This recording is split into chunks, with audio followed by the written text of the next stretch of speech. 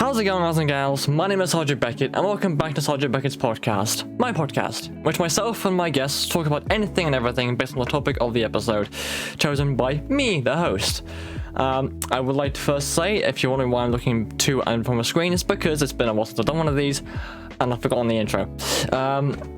Now, normally with these episodes, I'd have the main guys on, my friend group, when we talk about weird random stuff. Today's a little different, because today I am joined by several members of the Morningstar cast, and starting with how it appears on my Discord screen, we have the Morningstar assistant producer and actor of Captain Gabriel Carver from the Venture, Jed Rhodes. Hi again, everybody. I'm sorry, it's me. I apologize. We then have Morningstar's Command Uno, Judy Hackett. We then have Morningstar's Tactical Officer and Trill, Enrique Josie. Hi, I'm so happy to be here. We then have Morningstar's Second Fleet Admiral, Lauren Davis. Hey, thanks for having me on. Then we have these I don't even know what to call the position, but sort of the Admiral Monair and Admiral Montana's right-hand officer who helps on a lot of stuff. Lieutenant Monio's Leela, even. Hi, it's Layla. Glad to be here. And last but not least, we have the Morningstar's helmsman, Oryx. No, that's the character, Manny Mosley. Almost got there. Hey, how you doing? Oh, so close, almost got there. Right. So before we get into all the shenanigans, first off, how is everyone doing today? I guess we'll start with Jed first, so I'll do it that way, yes? How are you today, Jed? Yes, so... I'm in the UK, and it's warm. Yeah, and so... In the UK, for those joining us from the United States of America and beyond, may I just say that in the UK, if you're not complaining about the fact that it's raining all the time, you're complaining about the fact that it's warm all the time. And if you're not complaining about that, then you're complaining about something else to do with the weather. And if you're not complaining about that, then you're finding something else to complain about, because complaining is the national sport. And if anyone tells you otherwise, they're lying. Yeah, pretty much, yeah, I can agree with that. Let's move on to Julie. How are you today, Julie? Oh, wonderful. It's not warm in Los Angeles. Nice. Lucky for some. Oh, it was 105 last week, so it's nice to be in the 70s today. I don't 21. know, Karen.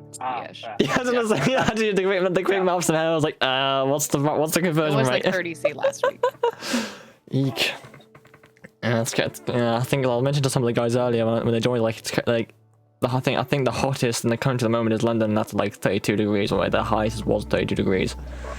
Yeah, not fun. And then move on to Enrica. How, even though I've asked you earlier, but for the sake of the podcast, how are you today, Enrica? I'm doing great.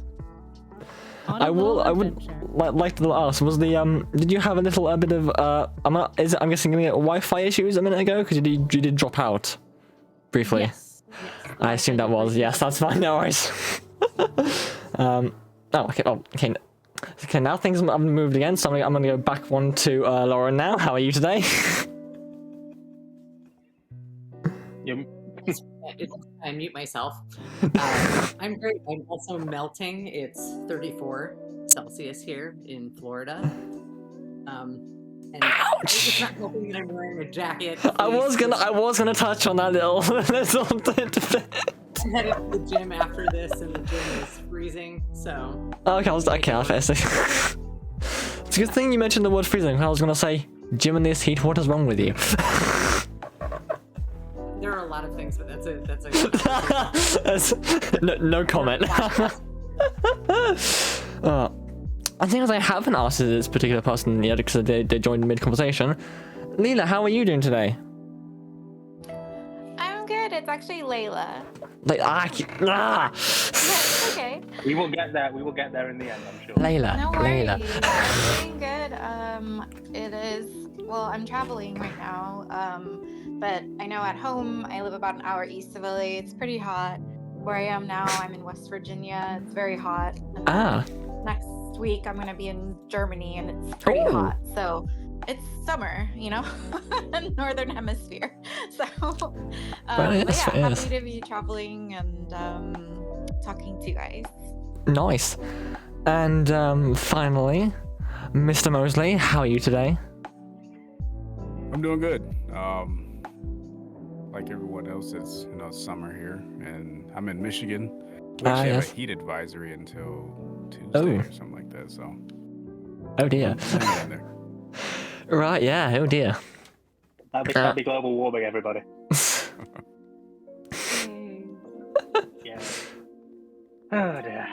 So I know obviously some of you have already said some of it, but in these podcasts with if you guys who are unfamiliar, I sort of like to do like a pre-main topic talk. Start with you as usual, Jed. As it goes on my screen. Anything interesting been going on recently? Oh god. Well, let's see. Did I have to? You could just say things have been normal. Do you have to give anything specifically? The scary thing is, my entire life is just. Let's see. I'm asking this more for the viewers side because I know like what goes on, more or less. Oh yeah. Well, let's see.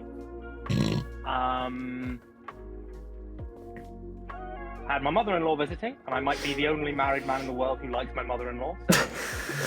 Positivity, yes, I enjoy my mother-in-law visiting. It's amazing. So yes, it's been a nice week, having a mother-in-law visiting. We saw her off today in the boiling heat. Yeah. We premiered the second of 3 episodes of a Doctor Who fan audio series today on my other channel. I've been working on various Star Trek-y bits because the hyperfixations are holding me at gunpoint. They're just like, yes, we are now in Star Trek hyperfixation. You will do Star Trek things. So I conceptualized an entire new Star Trek series for a friend of mine's channel, and they don't even watch Star Trek. They don't even like Star Trek. They've never actually taken the time to sit down and watch it. So was that Deep Space 5 thing that you were talking about in the chat? Yeah. So it's just like that's what that was. So I conceptualized an entire Star Trek fan audio series in about half an hour this morning on a call when it was like midnight for them, and it was like, yes, I am doing this now. Just why not? Because I've lost control of my life. Some people buy sports cars, some people take up golf. I write. I just write things everywhere. Half an hour. It took me like what, 1.5 years to conceptualize Morningstar as I wrote the fucking first season. Half an hour. I mean, maybe that was my first one, but still. See, like most people, you prick them and they bleed like blood. You prick me and I bleed fan ideas for various franchises. Like I think I bruised my toe when a Doctor Who fan episode came out. So, fair enough. It would be great if all of this could be put to something resembling productive use. But and by productive I mean something that meant that I could actually like make a living from it. But no, I save all my energy for fan content where I can't make a living off of it, because you can't side hustle fan content. Unless you're one of the people that we're not going to talk about, because I'm not touching on any controversies in Star Trek fandom here. No, I will not. But no, you can't make a living out of fan content. So, alas, yes. The hyperfixations control me. They don't pay me. It's annoying. I should charge them rent. Yes. Anyway, I'm gonna stop talking now. That's all the ramble, yeah. Yeah. Shall we Stop it before it takes over. So, Julie, you're next. Anything interesting happening in your life as of late? I am in the middle of Hollywood Fringe Fest right now. Oh. So I'm in a show, and we are 4 of 6 shows down, and it's an exhausting whirlwind. I can imagine. Yes. So the show is called 79 Ways to Die. And if you're a Shakespeare fan, we butcher Shakespeare pretty heavily. It's an interactive speed run of all the deaths in Shakespeare in an hour. Oh. Yeah. I fall down a lot. Oh. All the deaths in Shakespeare. Okay, technically it's the tragedies. We skip the histories. Because an hour is I not- mean, yeah. It's still most of them. Dear Lord. Yeah. Yeah. I mean, to be fair, like that is one way to get the kids invested in Shakespeare. Just like, hey kids, you like death? Here's all. Yeah, we market it towards kids, and sometimes they come. Our Fringe show is not actually a kid-appropriate show, but we do a version of this, and we go to Renaissance fairs, which I know you'll. Oh, okay. But they tend to like it there. I think we've got a Get few. stabbed. Not. I mean, not like America has, but I think because I know some of my friends have been talking about they're like a few that have been happening around that they want to go to. But I think they're very spread out, very sparse at the moment. A little bit like Comic Cons were in the UK a few years ago. I've always wanted to go to a Renaissance fair in Star Trek costume, just because I know that's a thing. I've seen a couple. I always call them out. Okay, I like the idea because, like, yeah, I don't know. You just like the idea. A little element of the subversive. I don't know. I've been playing around with post-punk too much recently. So. And that's it's my life. Fringe Fest. Fair Falling enough. down. Cool. Shakespeare. It's like a play that goes wrong meets Shakespeare abridged. Fair enough. Fair enough. Yeah. All right then. Okay, so moving on to Lauren. What's been happening in your life recently? Anything interesting that you would like to share? I don't know. Your mileage may vary with interesting, but Julie, I want to come see your show now. Also, I'm talking at Ren Fair though, so I got some Ren Fair action on back around Christmas, back around the holidays. And the two that I went to with a couple of friends, they actually had a stipulation: you're gonna come in costume. They actually said there's in big bold print: do not come as a Star Trek away team. You're going to immersion. Like there was a whole thing. Like you will not be granted entry. I mean, that was really disappointing, but also kind of funny. Like I can see everybody then wanting to do that. Yeah. But I just thought that was funny that you. Fair enough. Okay. Just stuff that's happening lately. Just some other little voiceover projects here and there. Oh, okay. Fair enough. And really getting ready now for show season at the end of the year. Really from October to November. I don't know if I told you guys this before. I'm a competitive bodybuilder. That's like the main passion. I don't remember that, but okay. If that's what you did mention before, but yes, indeed. I had a really nice long 18-month off season, and now we're going into cutting and prep mode. And hence the gym and the heat.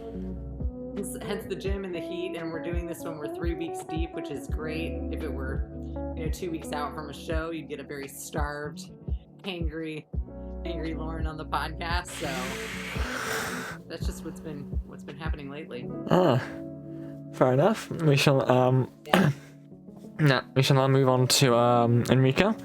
I've obviously heard a bit of this already, but what for the viewers at home? What have you been up to recently? Anything of interest? Yeah, I spent the last year sailing once around the Atlantic with my husband. So we, set out from the U.S., sailed over to Europe, hung out there for the summer, and then sailed back, spent the winter in the Caribbean, which was delightful. Nice. Now we just got back. Work-wise, I just got an assistant editor position, so now I'm learning to edit, which is super fun. And now I'm looking at things completely differently. It's been good. Fair enough. Okay. Nice. Yeah. In that case, if that's all that, then we shall move on to Layla. See what's been going on. I've been working on a Sherlock Holmes animated series with Hellbright Studios. You guys might know Cassidy. She pops up in the like general what's that, like Film Binds Discord that we're all in. Yeah, I think I've seen it once or twice. So she's working on a Sherlock Holmes project, so I'm helping out with some story and writing stuff, and then maybe some voice acting, see where that goes. And then yesterday I went whitewater rafting for the first time in my life, which was really awesome. My friends and I, we put together a playlist based on nautical themes. So we had everything from, like the Yellow Submarine to Pocahontas, Just Around the River Bend, to the Pirates of the Caribbean theme song, and Gilligan's Island, and just like a bunch of ridiculousness. And so our guide was very amused with our music choices, and it was especially fun when we hit a super intense area of rapids, and then all of a sudden the river dance song started playing. So it was a bit crazy, but yeah, it was a lot of fun. Definitely recommend it. Fair enough. All right, cool. And then last but not least, Mr. Mosley, Manny, what's been going on in your life? Anything interesting that you like to share? That's all. Not too interesting. I've been staying active, working a lot. Right. Nice. This week I took off this week so I can relax. Fair enough. Yes. So I am in the Army. If you guys know that. So I didn't know. Yeah. So I was been on duty for a while, but I don't know if we're going to war. People keep asking me that for some reason. So fair enough. I mean, yeah. I'm pretty certain. Know everything. I'm pretty certain they wouldn't tell you until they were actually going to do it. Exactly. I mean, my I've never served, but my mother and my grandfather both served, and it's the sort of thing where it's like, yeah, you guys don't know anything until they're basically already sending you, practically. Right. But I've been getting that question asked a lot lately, so I don't know. Have they been serving you particularly nice food lately? Yeah. The Army's birthday was a few days ago. We like to chalk it up to that, but lobster and steak. But other than that, no, I've been inactive and doing stuff here and there, but relaxing. Fair enough. Very well. Okay. Also pleasant. In that case, we shall get on with the main meat of the matter. And to start with, I'll do this one mainly for everyone else's benefit and that sort of stuff, because I've myself and Jed discussed this on previous videos that we've done. The first little thing I have on my list here is your journey with Star Trek Morningstar. So that's basically the way I'm thinking about that is sort of like, if you can remember it, sort of like so from when you first were looking through whatever job thing you were looking through, and you saw the application thing there. So it'd be a bit different belief for Jed though, because obviously I was. But share what your journey with Morningstar from your perspective. If you can remember it. I remember quite a fair bit of it. Would it be fair to say it's indirectly kind of my fault that it's happened at all?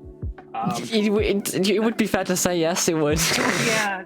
Sorry, everybody. It's kind of. Oh no. Let's give credit where credit's due. It's COVID's fault because yes. COVID happened. I got sent home with all my editing equipment from work because I work for a charity and I'm the social media / games design / music guy for that. So when COVID hit and lockdowns happened, I got sent home with more equipment than I could fit in a suitcase. So I literally got driven to my house by a colleague and with like a laptop and more editing equipment than the average like very small studio. So I just thought, sod it, I'm going to make things happen during lockdown.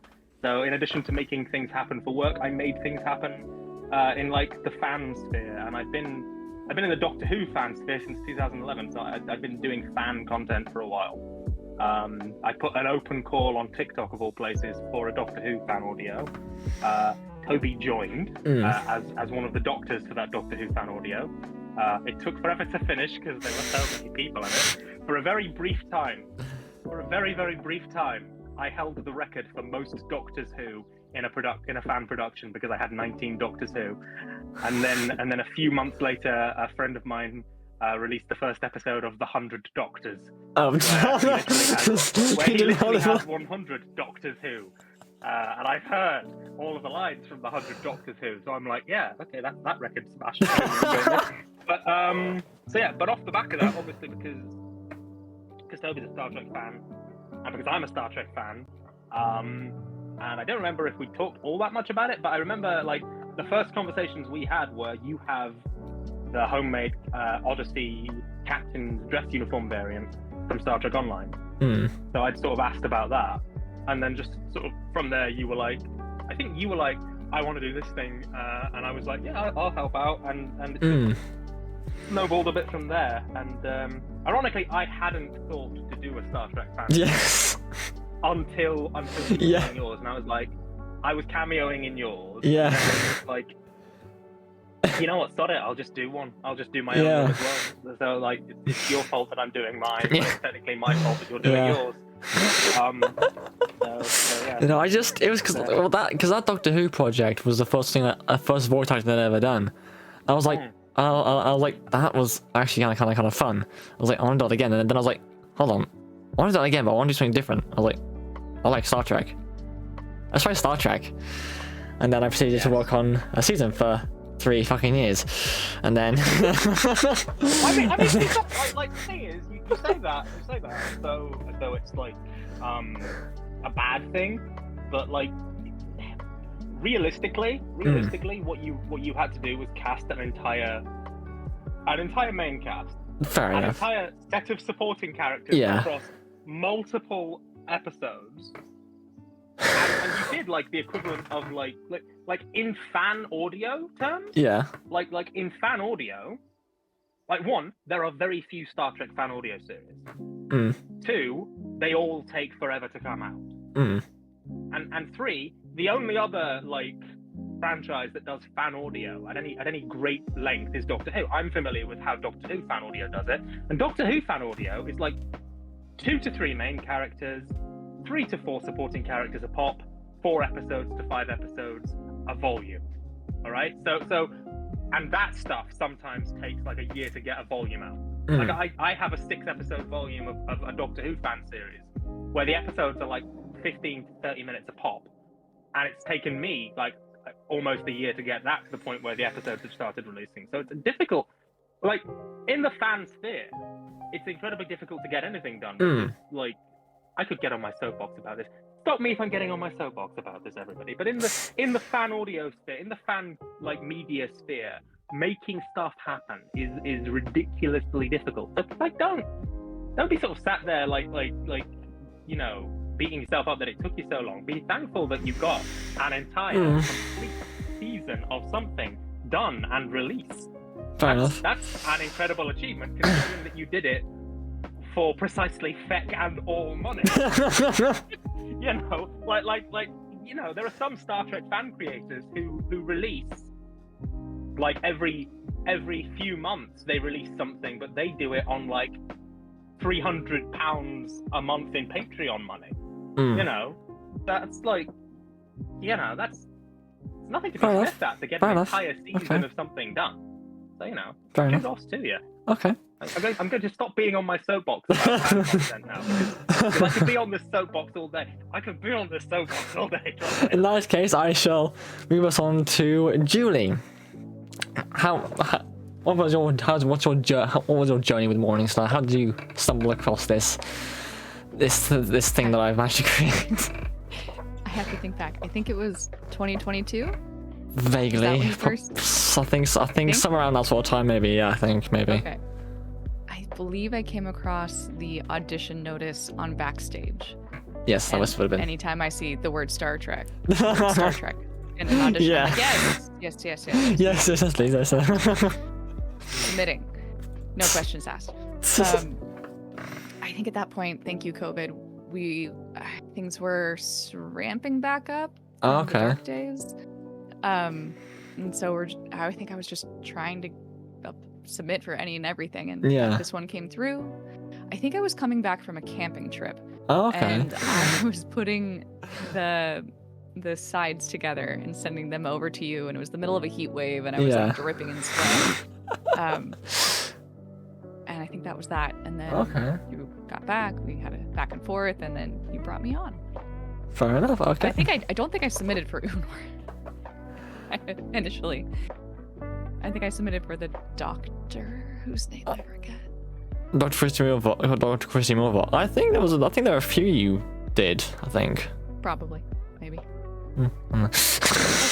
That's how I got brought into this adventure. Okay, cool. There was the consistent. I live in an apartment where it's been under construction for 3 years. So the recording process was also interesting. I was fighting with construction during the day, which was always fun. A lot of hold. I do remember there was a few different things you mentioned in recording. I was like, hold on, there's a thing happening. Wait a second. Here we go. Sirens, cars, trash bins going. You name it. It's loud here. I'm a little curious because obviously, I know. I think a couple did drop out because of it. Like, was there any? Because obviously you, Judy, were among one of the first to be cast all the time ago. Was like, did you ever have any like doubt that maybe there's the longer the wait went on for the recording to actually start? Did you ever think maybe this thing might not actually go ahead? Maybe this thing was just a random chance sort of thing, or do you remember it if you know that thing? You were consistently working on it, and I know passion projects can take a long time, like a very, very long time. And I've done work on other projects that also take like 2 years. You work on something, 2 years later it comes out, and it's just kind of the nature of the game, I think. Okay, fair enough. Okay, cool, awesome. That's all. I shall then move on to Lauren. What was your? I'm assuming it might be sort of a similar sort of thing. But what was from your perspective? How did Morningstar go for you? Yeah, mine's pretty similar to Julie's, and how I found it. It was through Backstage. Yeah. I was also traveling at the time, and just between opera gigs at the time. Oh, okay. And just something. Mostly because I was bored. I just said I want to know what's out there and kind of play with the voice in a different way. I had started working on another voiceover project, was really enjoying it, but that was right. I found the audition material. I think it was right after Hurricane Ian hit Florida, and it was a direct hit on my hometown. Sugar. Right now. So all of my recording equipment that I had at the time just was gone. Oh dear. That's why the recordings that you've gotten from me probably sound like they were done on a potato. But yeah, I found that on Backstage, and I think I submitted for 2 or 3 different characters. I think so. Yeah, I think everyone at the start did like a couple different ones. Yeah. Yeah. I can't remember who it was, but yeah. I think within 48 hours, you were like, Mineo. Yeah. Okay, does that mean I got it? I mean, great, let's do it. It really makes a great point. When it's a passion project, when it's fan audio, when everybody else has their own lives, and we're spread out across 5 or 6 different time zones. It's that understanding that these aren't just going to be cranked out on a weekly basis. So I had no issue with that, and at that point, I think it just worked out well. I was at a place where I was trying to get things in my life back together. Oh, okay. So it was a really fun, I don't want to say diversion because that might diminish it, but it was something really to look forward to. It was looking at the next script and getting in here and meeting all of you, and if nothing else, it gave me an excuse to rewatch a lot of Star Trek. So Nice. Thanks for that. You need an excuse? At the time, and it was funny because the recording I sent Toby originally for Mineo was very different than what ended up in the actual episode. Yes, I remember. Yeah. And something that changed. I mean, if you want to go into that later, I realized there were probably 4 women in the cast, and we're probably at the time we recorded, like late 20s, early 30s. I went, wow. There are certain things where we all sound, or a few of us sound pretty similar. And then I realized, okay, Mineo's a fleet admiral. She's not a woman who's going to be in her late 20s. Yeah. Or early 30s. How that evolved and changed. But I had a lot of fun with it. Yeah, that was one thing that because obviously it's not visually, at least character visually based. There's one thing that I have glossed over a little bit in terms of thinking, as in which is characters' ages.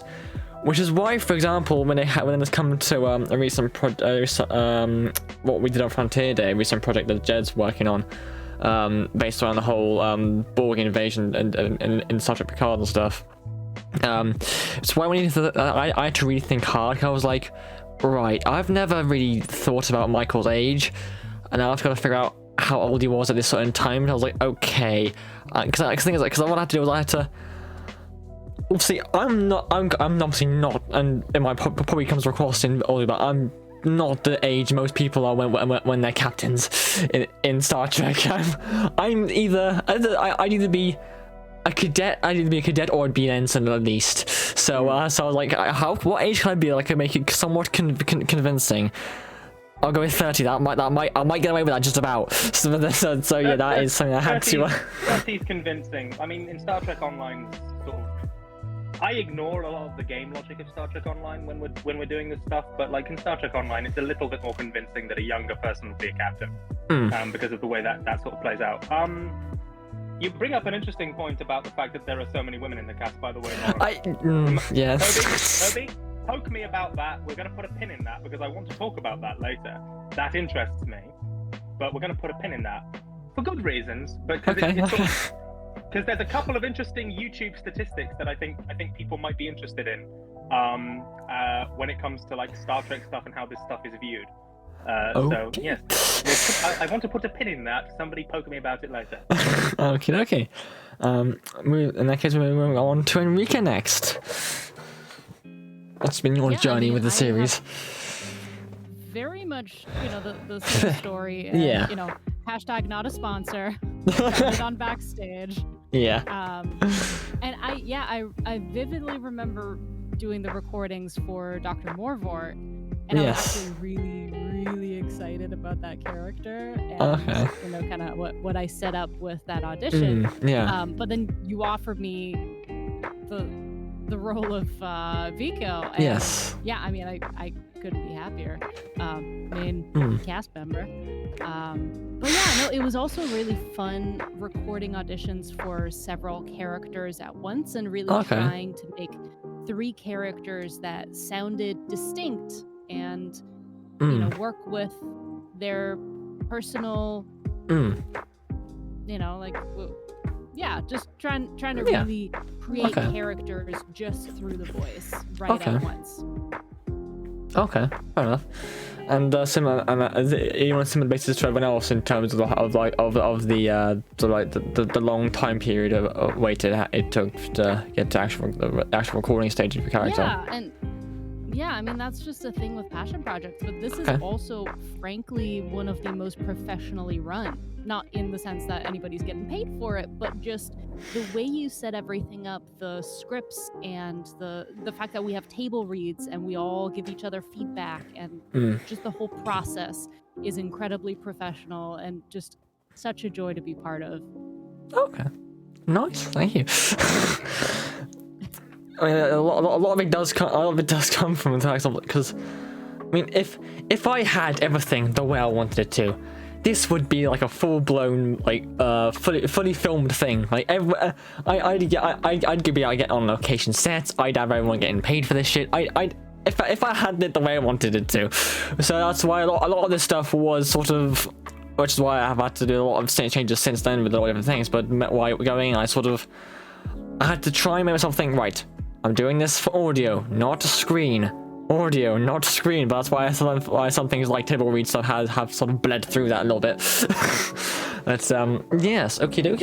It is a different thing to work for, because like, I had, when I moved from like predominantly writing fan films to writing fan audio, I had to sort of make the adjustment of, okay, yes, I can now have more things in my thing, but I have to actually make it clear that the things are there. Yeah. That sounds really basic, but like it was. I was lucky. So when I did drama at uni, like there was a full like BBC sound studio, basically at my university. Damn. Oh yeah, like proper retro BBC equipment. They would let us access it whenever the hell we wanted, and we had an entire module on that. We had an entire module on script writing. So like, it was great. It was that time of my life. I still live in the city I went to university in because I loved it so much. But like the full sound equipment and like learning the craft of writing audio, it's a very different thing. Especially it's difficult with Star Trek because there's no getting around it. Star Trek's very visual. Like you know, like. With Doctor Who, you kind of just you needed a vaguely eccentric sounding British bloke and you're fine. It doesn't really matter. But with Star Trek, there's kind of an expectation. I don't know. I reckon Star Trek's a little bit about the spaceship. So you know, it's unique. Yeah. Okay. I guess. Moving on to Layla. What's been your sort of experience with Morningstar, and that's sort of how you felt it been for you? Yeah, so I mean, I would say first and foremost, I am just a huge Star Trek fan. That's where I'm kind of coming into it from. Yeah. I grew up with TNG and, you know, Voyager and Deep Space Nine. Never finished Deep Space Nine like when I was a kid, but came back to it. She was like, yeah. Totally different appreciation for it. Like it was awesome. I was the same with that. Oh. So now I'm doing a Voyager rewatch too, and same. Yeah. So I don't know, like Jean-Luc Picard was like my space dad. Beverly Crusher was like space mom, you know. Yeah, I've heard similar. Yeah. Anyway, so yeah, I'm a fan first and foremost. Yeah. Came to this party a little bit late, but was that's not an issue. The Film Bind Discord sometime last year, and then saw that you guys needed some extra roles. So I was super excited to take on Lieutenant Marino, and just kind of bring as much personality to her as I could, and to really just be part of this project. Cool. It's so important and it's so hopeful, and it's such a positive exploration of really, really interesting themes. And so it's quite meaningful. And I would say the process has been amazing. Again, like I kind of came on the tail end, so it felt like most of the really hard work was probably already done. But that's fair enough. I've been, I think as we all have, I've been part of projects that have started off strong and kind of fizzled out, or you know, people have disappeared, and you know, and that it just happens, especially with passion projects. Yeah. So this has been just like a really, really refreshing and cool experience. Okay, nice. Now on to the final one, and this is a bit of a bit different from the rest of you, because Manny wasn't, if you remember, Manny wasn't actually the original person who was originally cast for the role of Oryx Senaf. That's right. Yes. I'll start first. So we originally, I can't remember what the guy's name was, but we originally had a different guy who I think was another early on application acceptor, and he was on it through the whole thing. And he got up to the first, and something I might remember, but he got up to the first table read, and it was during the start of that one that he had to bow out, because he struggled to use the Discord voice caller. For some reason, the server would not let him in there. and I think it was around that sort of time that he then decided to. He was like, "This is gonna be a bit difficult for me, not quite." And I think it was that, and as well, and as more time went on, as closer as it got to like recording stuff, I think he said he realized that it was not as what he was expecting it to be, and so it wasn't quite too as much into as he was like hoping it would be. So he did bow out, but then that is why we now have Manny here, who took on the role and has done it rather well, I might say. So what is your smaller, but what has your journey been so far with the Morningstar? If it's been very glamorous or whatever, I don't know how to form that sentence, but it's happening either way. Yeah, I came on. I think it was 2023 is when I came. Sounds a bit like it, yeah. And yeah, I came on through the film Bind and here in Discord, and first, I mean, what caught my interest was I'm a Star Trek fan, so most of us are. Yeah, and that was the first thing that drew me in, and so and at the same time, I've been trying to get my foot in the door as far as doing voice projects and stuff like that. So yeah, okay. I'm all about opportunities, and any opportunity that presents itself, I'm gonna take. And so this is one of them. And I read the script, and and when you offered me the role, I wasn't gonna say no. So, but yeah, it's one of those things that presented itself, and I enjoyed it, and I like the consistency. I think I did the first table read. I think I was in my car, if I remember right. I just got off of work. I was in my car when I participated in the first table read. But the consistency of the scheduling and you made sure that everybody was able to participate when they could. Yep. And, so, which I like, because I've never been part of anything like this prior to doing this, so it was just different for me, and I've enjoyed it. Okay. So. Nice. Yeah. Yeah, that scheduling was a fun process. Huh. But we, yeah. What note to self?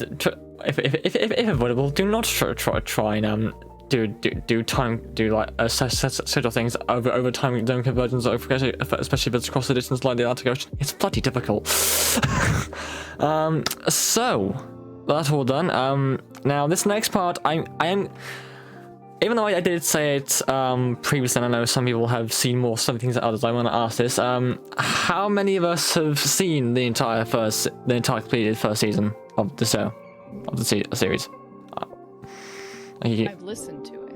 Oh, okay, okie dokie. Okay, cool. That's good, because this next question is if you don't have a favorite one, pick one that you pick one that you liked generally. But out of season 1, what has been your favorite episode? And we shall start with Jed, seeing as he's on the first on my. Yeah, so if you can't pick a number one favorite, then just pick one that you liked. No, I think the first episode is still my favorite. Okay. Because like it gets the concept really right, sort of straight off the bat. Pilot episodes are very difficult to get right. It's the sort of thing where most people, like from my experience running like fan YouTube channels, most people will watch your episode 1, so your episode 1 has to be fucking solid. Like it has to be like solid. Yeah. And that's a really solid first episode. It would be egotistical to have said my own episode that I wrote, but also it's weird because obviously I've written more episodes for Morningstar since then, and the first episode that I wrote, the phrase early installment weirdness isn't quite right, but it feels like I wrote that episode before I fleshed out a lot of things. So I actually sort of listened to that, and I think I'd go back and change so much of that. Oh, okay. So no, I'd say the first episode really solidly just lays out, this is this shit, these are these people, this is the tone that we're sort of going for. Okay. This is some of the supporting characters, etc. It's a nice solid pilot. know, that you sort of watch and go, yes, I want to see more of this, or I want to hear more of this.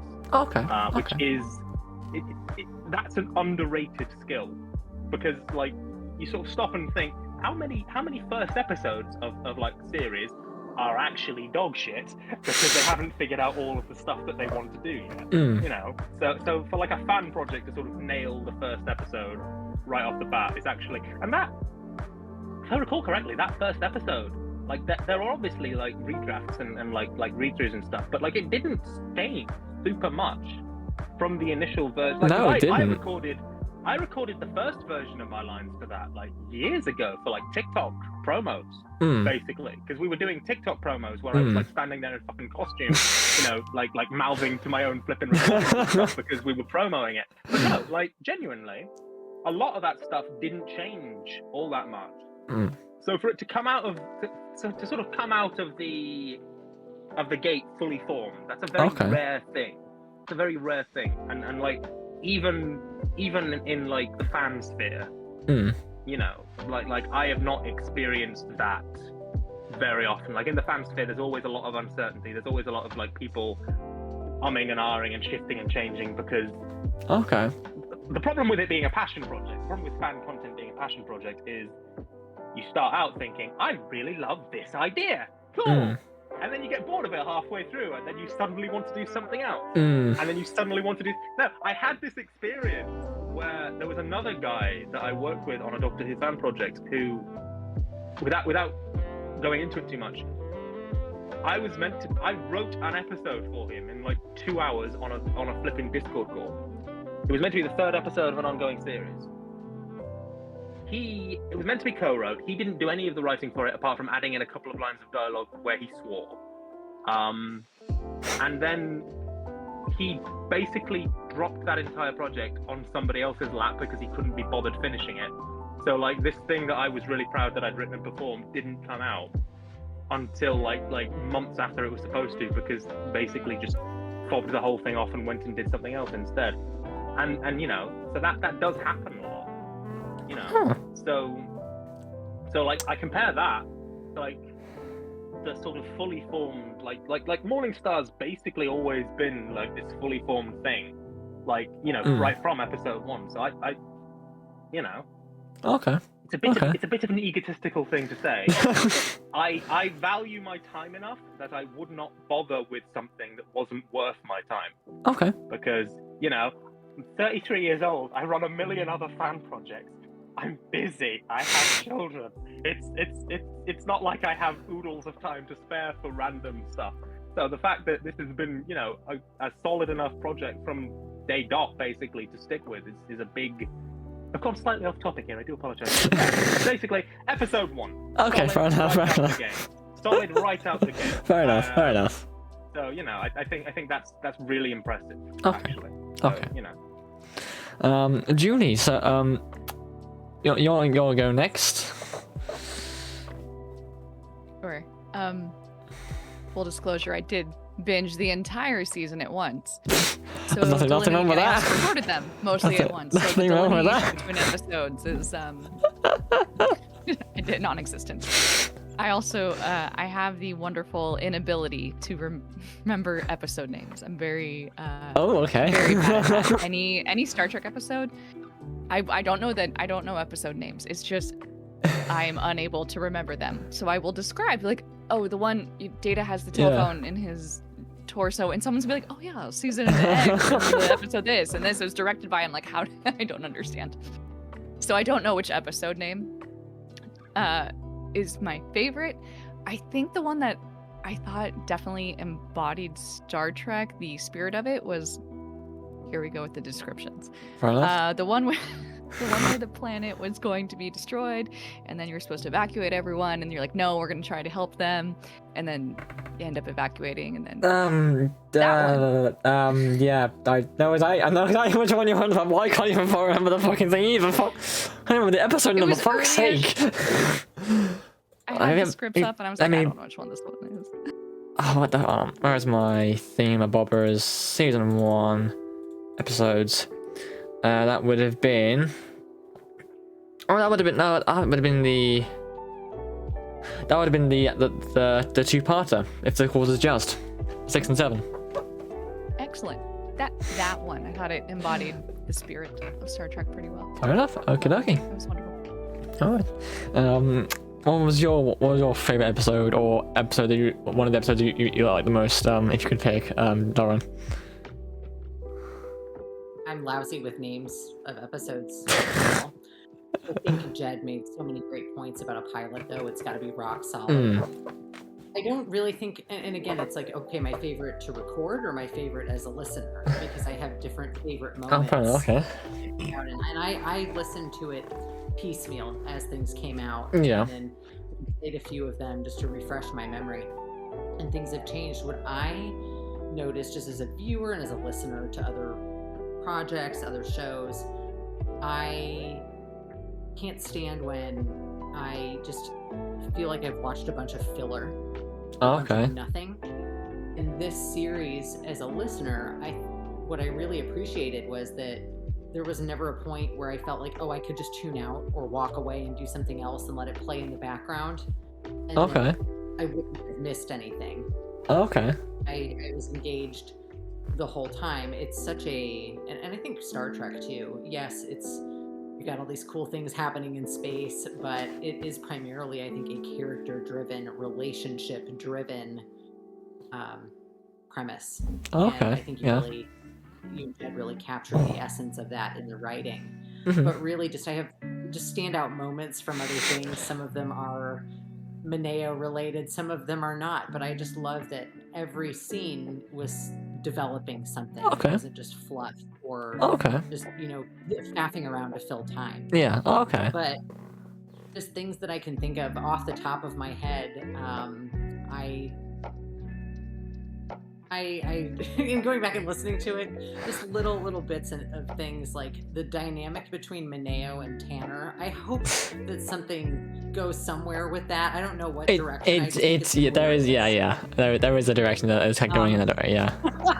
I really enjoyed it. It's a bummer that we couldn't be in the same room, because there's certain things that I would love to just talk through with him, and maybe if there is stuff in the works for that. And even with Hunter, I love the relationship that he has with Unor, and then his dialogue with Carver. I really see more of that as well. And even just with his relationship with Mineo is something totally different. It's like almost his estrangement from his family. She's like a surrogate mother almost, and they've worked together. At least that's how I interpret it. No, that's fine. That's fine. Yeah. But just it was like little scenes. And David, it's a bummer he couldn't be here, because I just thought he did a stellar job. Yeah. He says hi to everyone, by the way. Yeah. I was just messaging him this morning. We are friends from Theater World. Yeah. We actually play in a Star Trek RPG game. I think that's how he got brought in. Wonderful. So he's got 2 kids, and he just messaged me today saying, "Oh, I'm on set. I can't join today." So he sends his love. Oh. But he's very nice. Okay. But just his scenes too, like his art with Clementine. Yeah. I was dialed in the whole time just as a listener, so it's just little pockets. Okay. Yeah. Very cool. Awesome. Moving on to Enrica. What was your similar to what if you have a favorite episode or an episode you really liked? What was yours? Yeah, I mean, not to harp too much on what Jed said, but the pilot is just so good, because it knows what it is and what it's trying to be. Okay. It's extremely concise, and it does all of this exposition without screaming exposition. Sometimes you watch something and the characters are saying stuff that they wouldn't naturally say, and it's so well written. And again, the consistency throughout the whole season, and the characters, and it made it really easy to record too, because the writing for each character is just so consistent that you could really just grasp what that character is. You didn't feel like, oh, in this episode suddenly she's behaving completely different. It's just and you set that up so well in the pilot, and Nice, awesome. Thank you. Now going on to Layla, did you have, even though you came on a little bit later, did you manage to see the ones that came out, and if so, which one was your favorite, or which one do you like? Did you really like? I was looking forward to your posts, especially in the Discord, of like when the latest episodes were gonna be dropping, and I get all excited, and but I would say probably my favorite episode was episode 4. And the reason I was thinking that was because that's kind of when, like, you have a lot of the different character relationships that are already, like, they're starting to solidify. Yeah. But then that's kind of where, the questions really start coming in of, like, Michael is trying to figure out why his crew is being sent to different places. Like, what's the mystery? And, like, so much of Star Trek is kind of that mystery and figuring it out and problem solving. And, it's got that, level of conspiracy there. Like, what's going on with the Federation? What's the plot? What's the, have we been infiltrated by somebody? And so that was kind of like a big hook for me in that episode in particular. So, but I agree with everybody else about, the pilot also just being like just awesome, because you're immediately transported into this whole, like, you're in the world, but it's a whole new story, and it's just like very exciting, especially I would say now, because I felt like we went through a few years where there was so much new Trek, and it was really awesome, and there was like Lower Decks and Prodigy and Discovery and Strange New Worlds, and then all of a sudden, like, one by one, they either finished or like got canceled, or and so all of a sudden I'm looking out there and I'm like, oh my god, like, what's next? Like, what are we gonna watch? And so I think the timing of this project is just really great, because it also continues that legacy Nice. in a really great way. Nice, very nice. And then moving on to finally Manny, do you have any favorites in the episode or moment or something that, like, generally you just liked? I would have to say the one, I think it's episode 7, the 2-part, was my favorite episode to listen to. Okay. And episode 8, I think it's with the Mirror of Each Soul, I think the title is. Well, you're very nice, yes. It was my favorite episode to record. For the simple fact that, as far as recording is, it was kind of like, because my character had, I was essentially playing 2 different characters. Yes. One, my character was promoted in the future, or I guess in the mirror, and it was almost like, just seeing the other side of what could happen. And as far as the 2-parter of listening to, I mean, the entire series or season itself. Okay. The originality of the script, and just like it was mentioned earlier, it keeps you engaged. You're waiting to hear to what happens next, even though being part of the show, you kind of know what happens next. But when it's all put together, you really don't know when you're recording until it's all put together. Yeah. It's just interesting and good to see that how it all came together to the end. Fair enough. Okay. Well, that's. I think there's one thing that sort of comes to mind as we're sort of talking about it. I think, which is obviously a lot of us have sort of mentioned the pilot. But I think one thing that's interesting is, because obviously I've seen the scripts for season 2 and season 3. Yes. What I think really works as well about Morningstar, just from that perspective, is so a big thing that I've harped on about a lot when talking to people about my problems with modern Star Trek, to a certain degree, is basically, if you had to elevator pitch Star Trek Discovery, you would have a completely different elevator pitch for season 2 than you would for season 1, and then a completely different elevator pitch for season 3 than seasons 2 and 1. And it's like, if I really like season 1 of Discovery, I'm going to actually be really disappointed with season 2 because maybe I like Jason Isaacs. You know, maybe I like the dark, gritty war tone. You know, maybe I liked all of that. And now it's all gone, and I've got Anson Mount instead. Hello, Anson Mount. I love your hair. Great hair. Similarly, a lot of people with Star Trek Picard, like Star Trek Picard, I didn't rate Picard season 1 or 2 particularly. I didn't like them. I loved Picard season 3. But, you know, there are a lot of people who really like Picard season 1 and what that was trying to do, and like the characters in that. And then in season 2, suddenly it's all different. And then in season 3, it's basically TNG season 8. I love that, but there are people who are bitterly disappointed because they grew to love the characters from season 1. You know, so I think there's something to be said for something, you know, like Star Trek's gotten better at it as it's been back and as it's gotten back, because you've got Lower Decks, which is now consistent, you know, over but consistent. You've got Strange New Worlds, which has been consistent, you know, but like there's something to be said for a series that sort of nails its elevator pitch out the gate and is going to be consistent with that. Like stuff develops, stuff changes, more stuff happens, complications happen, but at the same time it's like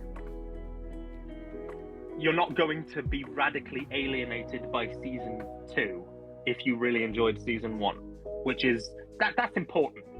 Yeah, that's really important, because you know, I think if you like something, you want to see more of the something. You know, and if something is working, you don't want to just upend it because we're in season 2 now. Aliens and robots from the future. I think you know this is you know, again, it's extra impressive that this is like the first project of its kind that you've ever done. So you know, again, kudos. I promise I'm going to stop stroking your ego. That's fine. I'm actually I was mentioning about because like I'm actually because I know Julie mentioned she'd seen at least a few of them, like, because for anyone who are interested, even though obviously I give each episode out as I record them, they're all available for you to look at if you want to, like even the ones that I'm writing in progress, like all scripts update, like you can just go onto the season's Google Drive thing and just look at them if you want to. It is the next one here. Actually, I'm with you here first, Julie. I shall ask you sort of. So, obviously, I know season 2 has already been completely written, and season 3 is in progress. But even still, from what you have seen so far, is there any like area or anything specifically where and how you would like to see your character develop, and if say I'll open suggestions for what could happen to them to add into the series. I mean, you are the writers. I'm fair enough, but I'm always open to suggestions for things to happen. This is the fan sphere. Like if you want us to write an entire musical episode where you sing like the entirety of like Oklahoma or something, my immediate instinct is just No. Why not? Sure. Okay. We can make that work. Happened on Strange New Worlds. Anything goes. I would be excited to see how Unor does without Michael around. Not like long term, but like in a scenario. Oh, okay. Without that failsafe, like how independent she is and capable. Okay, fair enough. Yeah, okay, nice. I think this is achievable. I think we can do this. I say this with the cheesy grin of I totally don't know what's happening. Honest God. I was gonna say, didn't you? Yeah. No, I truly don't. I think Okay. one of the biggest things about Trek is the strong female characters that drives a lot of us. Yeah. Okay. Fair enough. Putting another pin in the thing about women in this thing. It's a big thing. It's an important thing. I'm going to talk about it. Fair enough. What could you do at the end? Even I don't know. Okay. Oh, fair enough. In that case, on to Lauren. What? Same question, but for Admiral Linnea. What? Any sort of any area that you may like her to go, or any ideas that you've thought of, maybe? Oh, well, I say all of this not having really looked further into the script. Yeah. So that's that's fair enough. To do. Yeah. On my time, but Toby, you and I have talked just briefly in private message just about directions that you were thinking, because I think it'd be fun to just dig into more of her backstory. Okay, yeah. I think I am a little bit. do flashbacks really well. Sometimes they don't always land, or they don't always land. Okay, in that case, that's that one, and then same to you, not Vcast, Enrica even. Oh, you can call me Vico. I'll go by Vico. That's a cool name. Yeah. So for her, I feel like, she doesn't have the family issues that Unara has, or like the kind of nebulous past. Yes. Romeo. I feel like she's a very competent person. She knows what she's good at. And I think she's, kind of career driven. And I think that's really where we're going to see some conflict, within and without her, is just at some point she's gonna need to move up. And there's only so many seats on the command deck. So something's gotta move. And I think that's really where we're gonna see some conflict. Like, does she leave? Does she go to seek another assignment? Or, like. Oh, okay. That's kind of what I'm feeling. Yeah, that's fair enough. Yeah. Interesting. Because she's saying that just already gets me to my brain doing its thing, like thinking, what could that be? We'll think of something. You're really scribbling. That is an interesting point, because obviously, like, it's kind of unrealistic that you have the same crews together for like 15 years. Hello TNG, hello TOS. like they're getting wheeled out in the last of the TOS movies in the goddamn like wheelchairs because they're so old, but they're still on the same ship. That's kind of unrealistic. So it would be interesting to sort of do something about that. Hang a lantern on that. That's interesting. No. Okay, I'm making notes. I don't know about you, Toby, but I'm making notes. This is interesting. Okay. Now, the next one. Now, the next one's gonna be a little.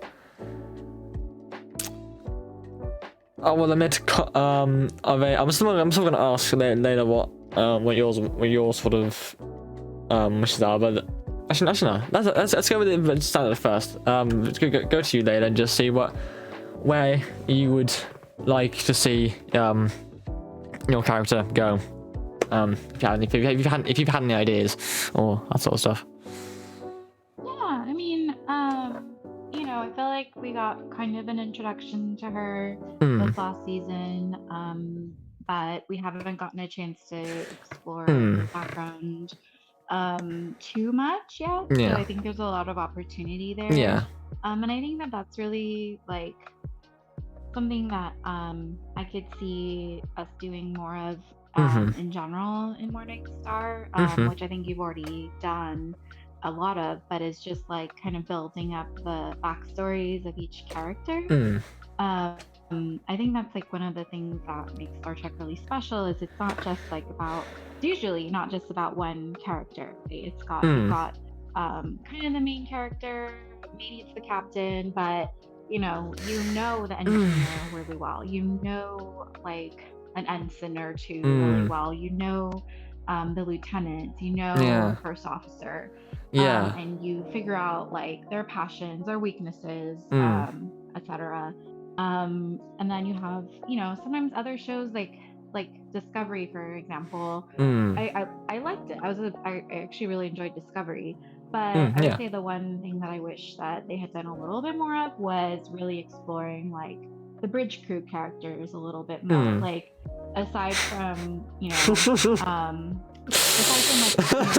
that Owo and I forget the pilot's name, but anyway, they would always like give each other this like knowing look because they were like best friends. Detmer. That was it, Detmer. But it's like I wanted to know more about their friendship and their relationships and like why they were there and what so I think just adding the character building more and really exploring these really interesting characters that have already been set up and introduced would be really awesome.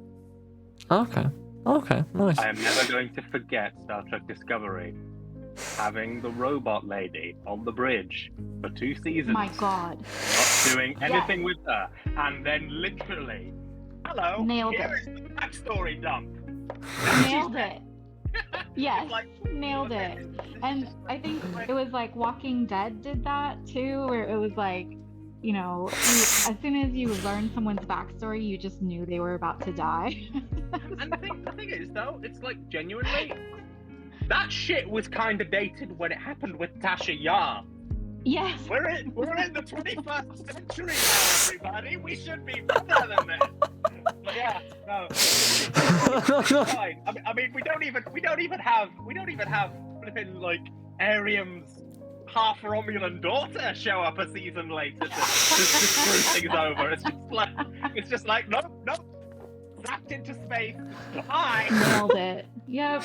I know, and then she had a very interesting story too, and so it was kind of cool to see like once we learned about how she became, kind of this like synthetic, robot human essentially. It would have been really cool to see her in action with that background, but unfortunately, we obviously don't get to see much of her. I mean, I don't mean to derail the call too much, but I am going to second that whole thing with Discovery, about the whole, like, it would be great to flesh these characters out more, because you're trying to tell me that they have these deep backstories, and some of them have had one line for the last 3 episodes. Okay, they have a really great... could they have a line of dialogue to demonstrate that they have a character, please? That would be really wonderful. Thank you. That would be great. It's like, yes, you're telling me that these people, like, care about each other and they're such great friends. I have not seen them exchange a sentence. I have not seen them. Like, literally, some of the first times we see Detmer and Tilly speak to each other is the episode where they kill Ariam. It's like... Sure. No, fine. It's whatever. It's fine. It's cool. Pet peeve. If you want to kill a character, make me care before you kill the character. Because otherwise it's just mauve shirt. And I can't stand mauve shirting. And to finish this little section, I say, off with Manny. Have you had any thoughts or do you have any specific areas you'd like to see your character go? If you have any particular ideas. I would like to see him get promoted. But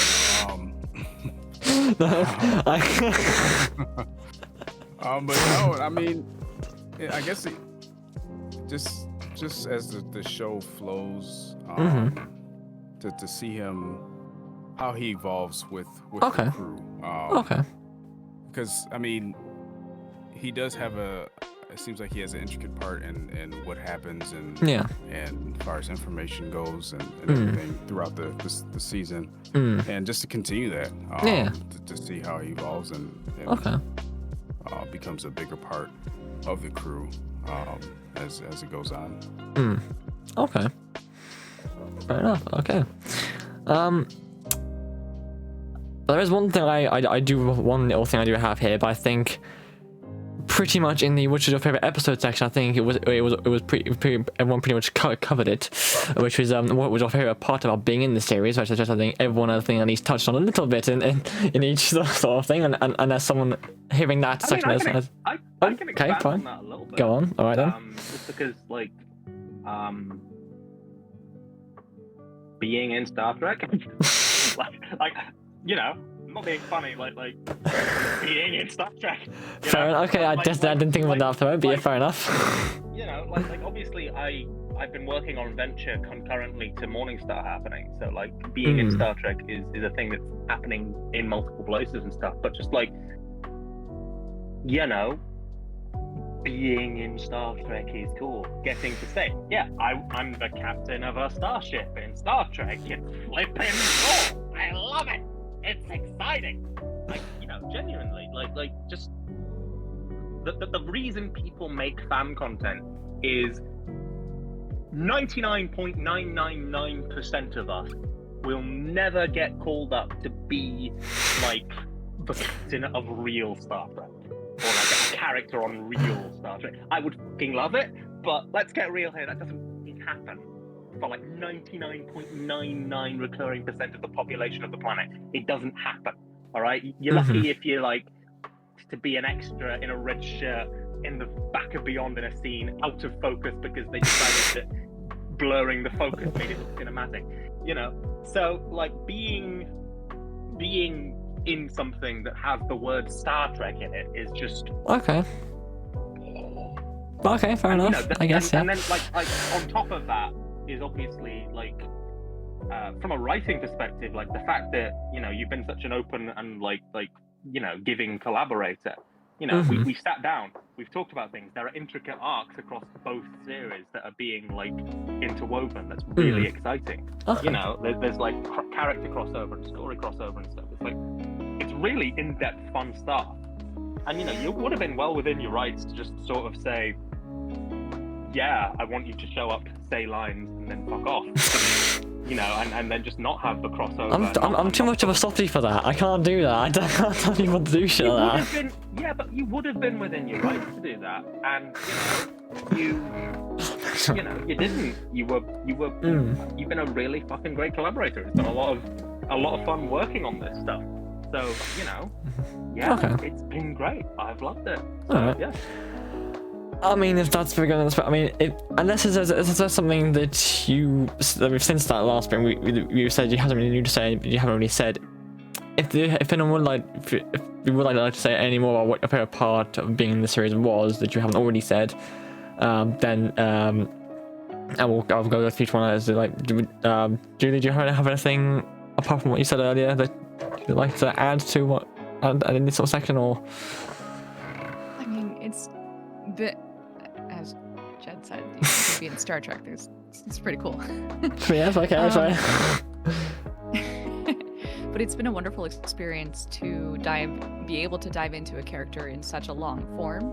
Over, 12 scripts, to develop that, to kind of dive in, especially at a time when it started, when we hadn't done that for a couple of years because there wasn't any work. And then the collaboration, like you were saying, being able to do the table reads, being able to talk to each other about the character moments, and kind of any project you get a chance to strengthen skills and work on your craft, and then be able to share that. It's a really special experience. Okay, fair enough. And is there anything you two would like to add, Lauren, or have you pretty much said everything you don't have to say anything, it's not mandatory, but if there's anything like everyone like others you wanted to add, No, I mean, everybody's done a great job of covering and articulating this really well. You know what I've thought about the series so far and just involvement, and fair enough. Okay, it's been a fun ride, and I'm excited to see where it goes from here. Okay, fair enough. Even muted America, I assume you have something to say. Just all the connections we've made with each other. Okay. Like, I was just texting with Julie the other week, and it's just so exciting to have all these people that you work with in a semi-professional context and learn from each other, and do all of this together and be brothers in arms. Fair enough. Okay. In that case, I will then I guess move this one on. Let's have a look. Okay, so some of you did something.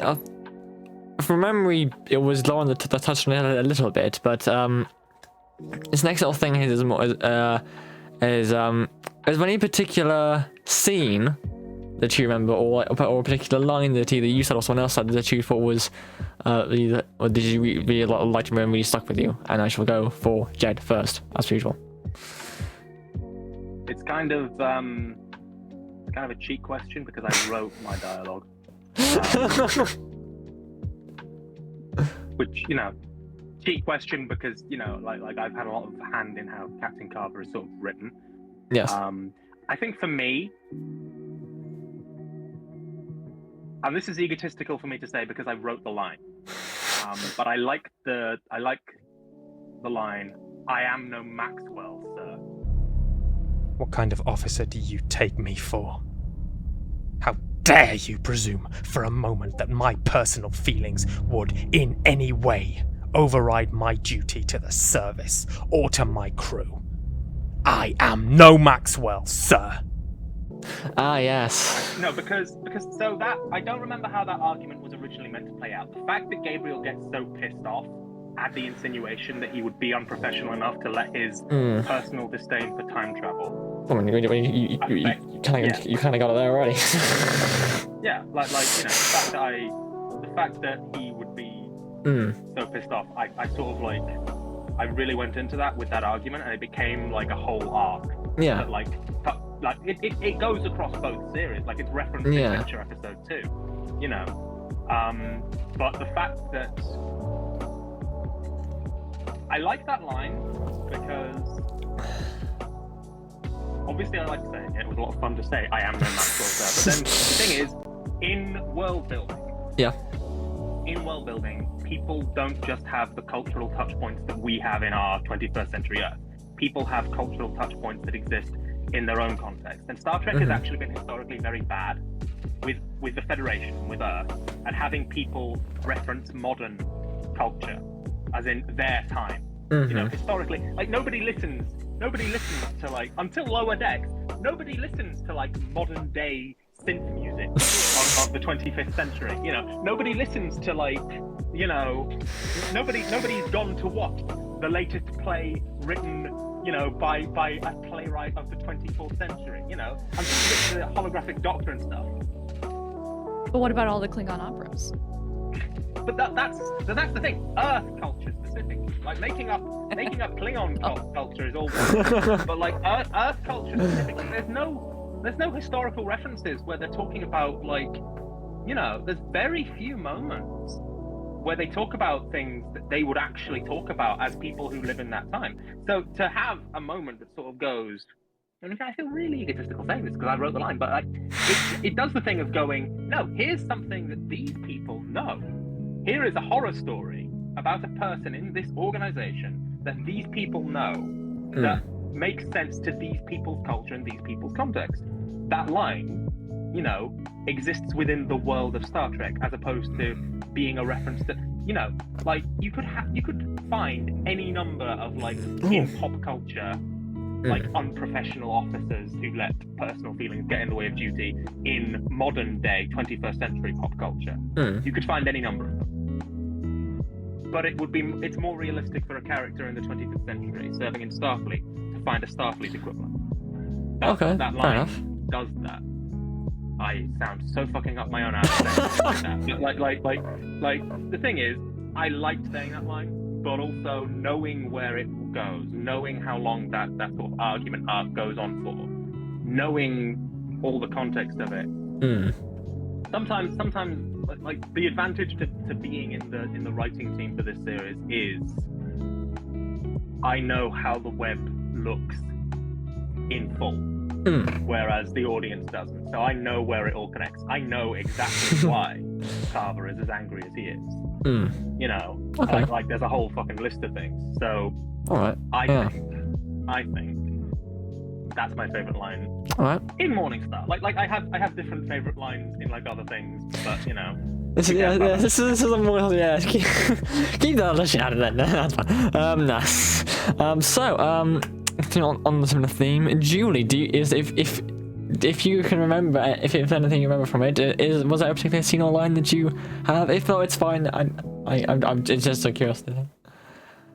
I am a sucker for puns. Oh, okay, there you go. Oh, yes. I don't remember which countdown it was, but Unar says it's the final countdown. Oh, yes. All right, coming up to our last 60 seconds. This is it. It's the final countdown. Pun intended. What? Never mind. I'll explain later. First was fun. Yes.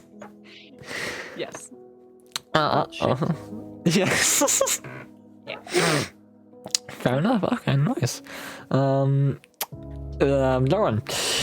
I keep going the same name. I mean, I'm so used to saying the names of the characters like when I was writing them, not the actual names.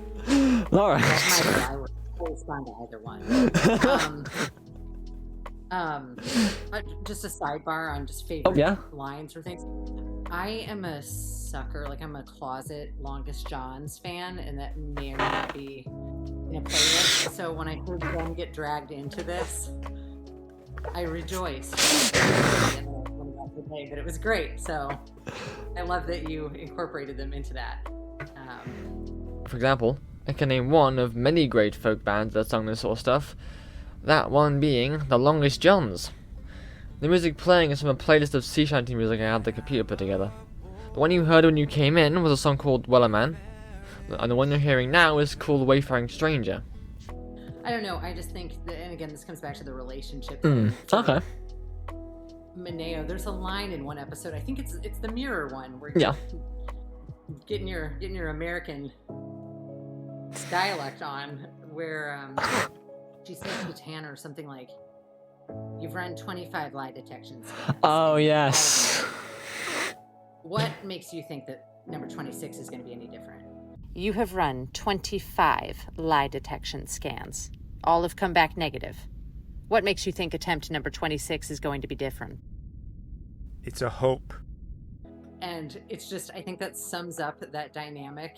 And it's interesting to see the three of them on like a sliding scale.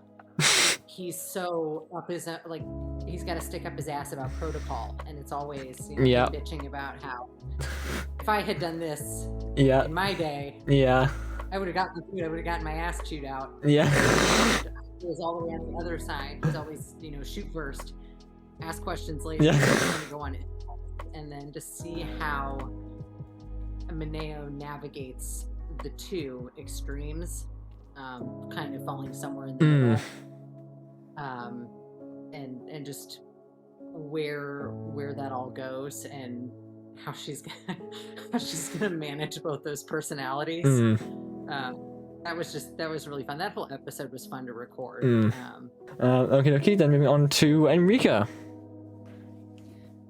So, and I think this was already in my audition sides, and that's what really kind of stood out for me about Vico is her like stage whisper monologue to Michael, yes, I think figuring out the frequency and how to take down all the pirate ships. Yes, I remember that. That's honestly crux of the character for me, because that's just exactly her. It's just figuring stuff out and being smart and having fun with it. And just having to like whisper it at him and also not sound too excited, because like I figured this out. This is so cool. I'm telling you. I just had so much fun with that. Nice, awesome. Okay, moving on to Layla, and obviously your character is one of the smaller supporting roles, but even still, is there a line that you have had that you particularly liked or anything, or either that, or is there? I think the question is more directly to any line in general, not just yourself, but like either way, like is there a line of yours or in general you've liked? It was just 2 words: weapons hot. That is just such a quintessential Star Trek line, and that was the yes. It increases like this is fun, and you don't know what's happening next. And it just like gets you. It's distinct. It's right there, and so I love that line. Okay, nice. And finally, Manny, do you have a favorite line that you've recorded or someone else has had or something? I don't really have a favorite line. If not, that's completely fine. Yeah, I don't think I have a favorite line. It's just, my character is he's just happy to be there, happy to be part of everything, and he's just doing what he's told. That's no worries. Fine, just fly through it. That's no worries. It's completely fine. Right, now getting in on. It's an interesting one, isn't it? It's another interesting one. So next up we have what was the most challenging part of playing your character and how did you overcome it? Now, I will, in this case, I'm considering, do I go, only because of, do you, actually, no, fuck it, I'll do it. It's a more complicated question for me. Yes, I was wondering, do I ask you this one or not? No, because obviously, like, realistically, the most complicated part of playing the character for me is sort of like is not in the performance; it's in the writing. Okay, fair enough. Okay.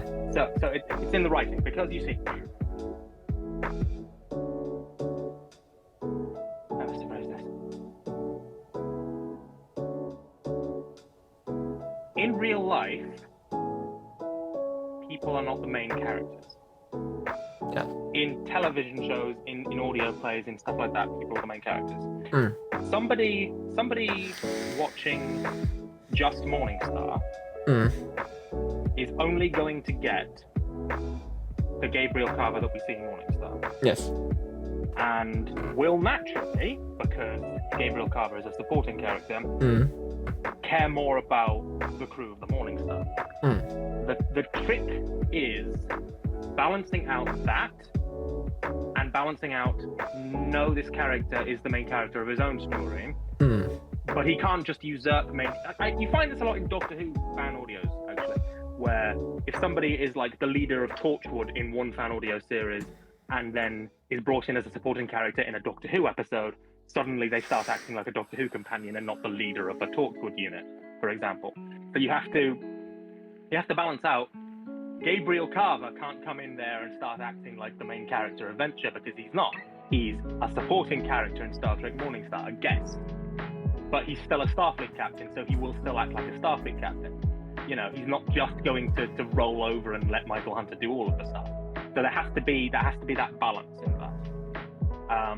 You know, similarly, you know, you have to sort of balance out stuff like, no, this character can't just be an antagonistic dickhead here. He has to actually, you know, he has to actually make a point and have a point because he exists in his own world where he is the main character and people will naturally, presumably, sympathize with him if they're watching from that perspective. It's a very difficult balancing act to sort of get that because obviously you can't guarantee that anybody will watch both series.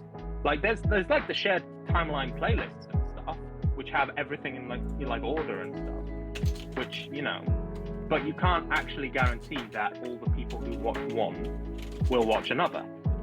You can't guarantee that the Gabriel Carver that you see in Morningstar isn't the only Gabriel Carver that these people are ever going to see or hear. You know, you can't guarantee, you know, so it's like keeping the characters consistent, making the character in Morningstar convincing enough as a character in his own right, whilst also fitting perfectly with the character that we see in Venture, because he still has to be consistent with that other character. Like keeping these things all connected in such a way that it all fits together really nicely, especially in long-running stuff, because there's going to be there's 3 seasons of Morningstar being written, there's 3 seasons of Venture, plus the miniseries being written, plus the fan films, you know. Stuff has to be consistent, but also can't make it exclusionary, because yes, this is fan content, but this is fan content across multiple channels where I can't guarantee that, you know, like even stuff like little cameos from Morningstar's True Adventures, the same problem.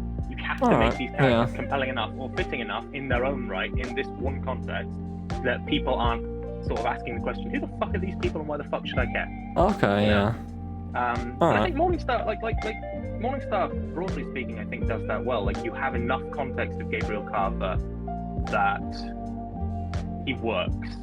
Okay. But the big challenge is the writing, making sure that he's consistent throughout, because he has to be.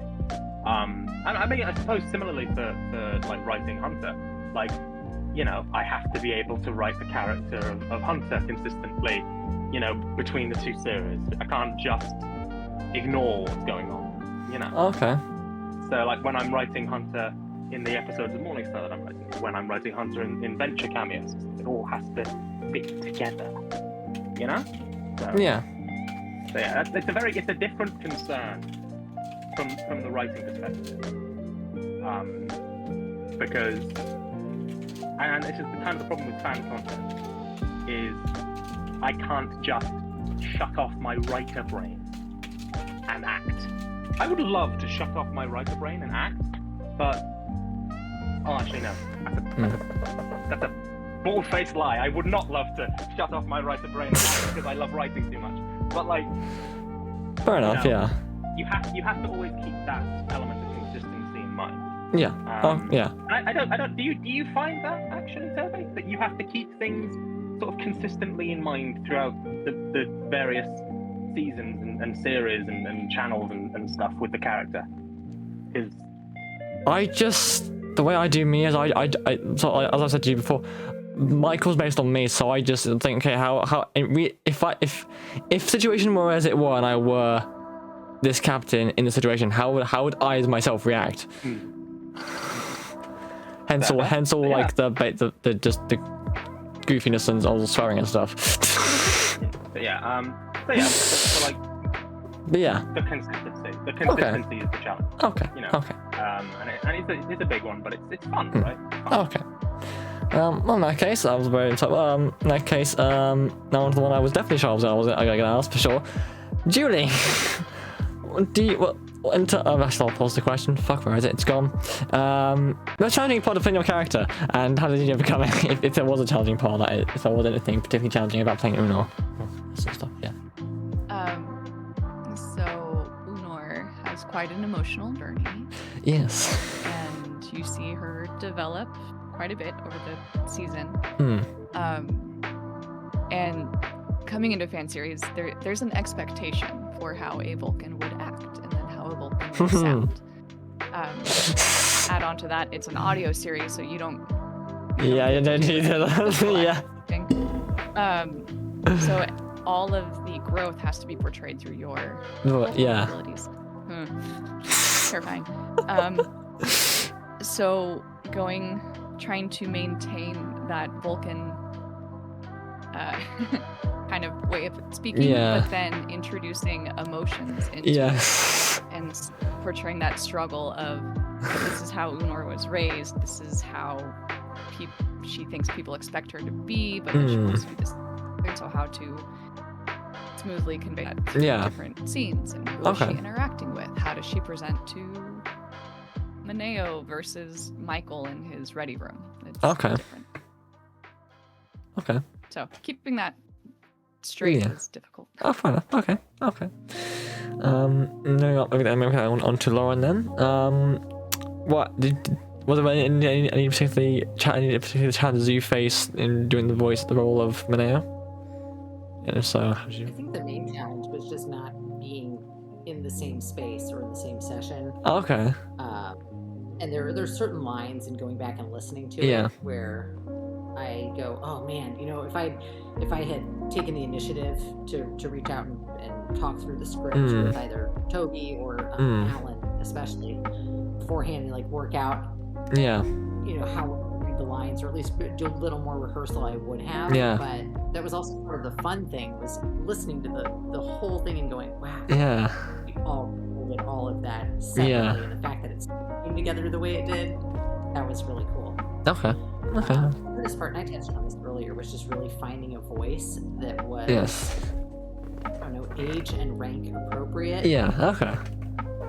Based on through reading some of the conversations, she's not going to talk to, at least Mineo, I'm not going to talk to Hunter like I'm buddy, we're the same rank, because we're not. We have a history where he's served as a first officer. It's I'm not going to talk to Tanner the same way. So being able to juggle that where it's believable, this isn't 20-something, 30-something. So it was challenging, but in the best way. It was Okay, nice. It's interesting what you describe is basically the art of jigsawing different submissions together, which is It's interesting because obviously, like, there's a lot of people in the Morningstar cast who come from like various professional or semi-professional backgrounds. This is normal for fan content. Like, if you go listen to fan content, it's all like that. Like there are very few fan projects which are done where everybody's in the same session together. And actually, I've been in some projects where people have been in the same session together, and they are categorically worse in some respects. So like people are recording together, but it doesn't work out so well. People are taking the piss while they're doing it because it's fan stuff, you know. But the art of jigsawing is really, it's interesting you describe that as a challenge, because to me that's been status quo. That's the entire status quo of fan content, and has been the entire time that I've been editing audio and fan content. So it's interesting because like it's weird what you stop thinking of as a challenge.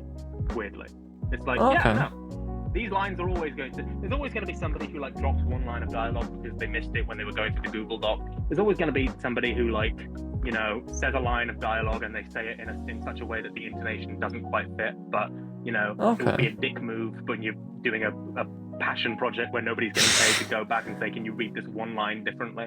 You know, there's always going to be stuff like that. There's always going to be stuff like that, but it's much more common. It's much more common in the fan sphere,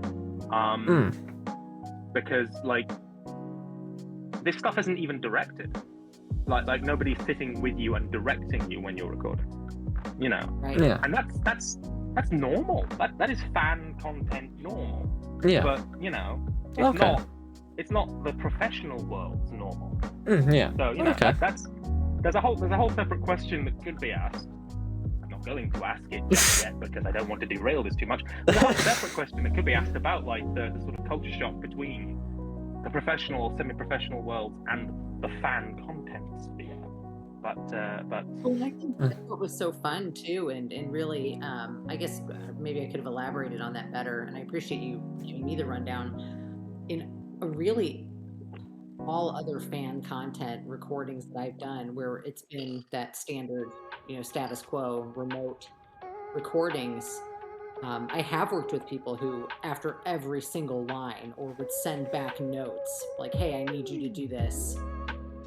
Give me 10 more takes of this," or "Can you try doing this, but lift your pinky when you say," like that kind of. you had that in the fan sphere? Yeah, that micromanagement. So I took it as something, it was new for me, just to be able to really get a good script that I thought, yes, I can absolutely inhabit this world and this character and just be free to play, and then just trust that the script and the setup is going to give me everything that I need to just be and play with it. Never heard of that. Oh. Yeah. I think part of what maybe has to do with that is that, again, this is a really good script that we have here. And then for other fan creators, sometimes they write a script that's maybe a little more middling.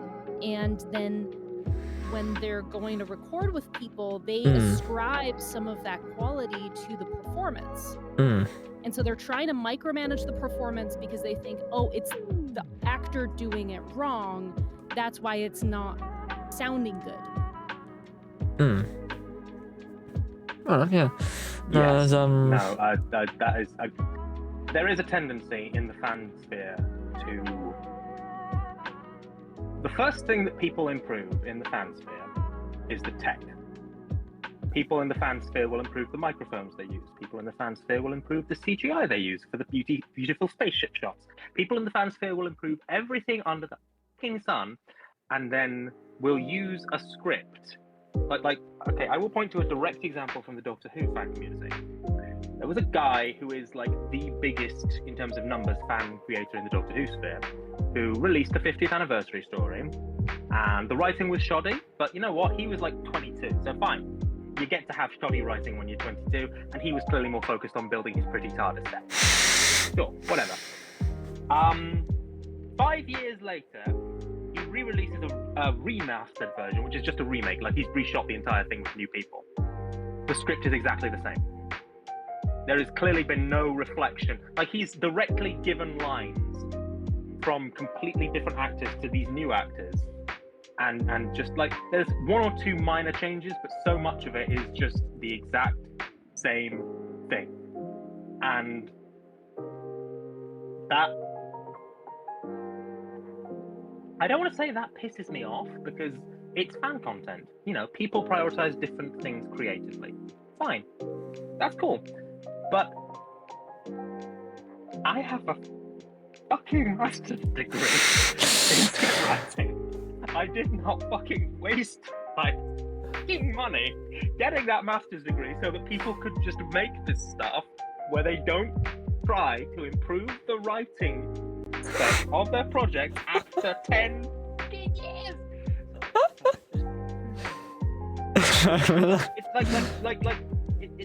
It's my craft. I care about it a great deal. Yeah. You know, and it's again, one of the reasons that I'm still on this project is that the writing is, you know, of a quality that I look at it and I go, yes, no, this is being written by somebody who gives a shit about the quality of writing. I will help. I will be part of this. Okay, yeah. Yeah, Jed, so tell us how you really feel. Believe me, I was holding back.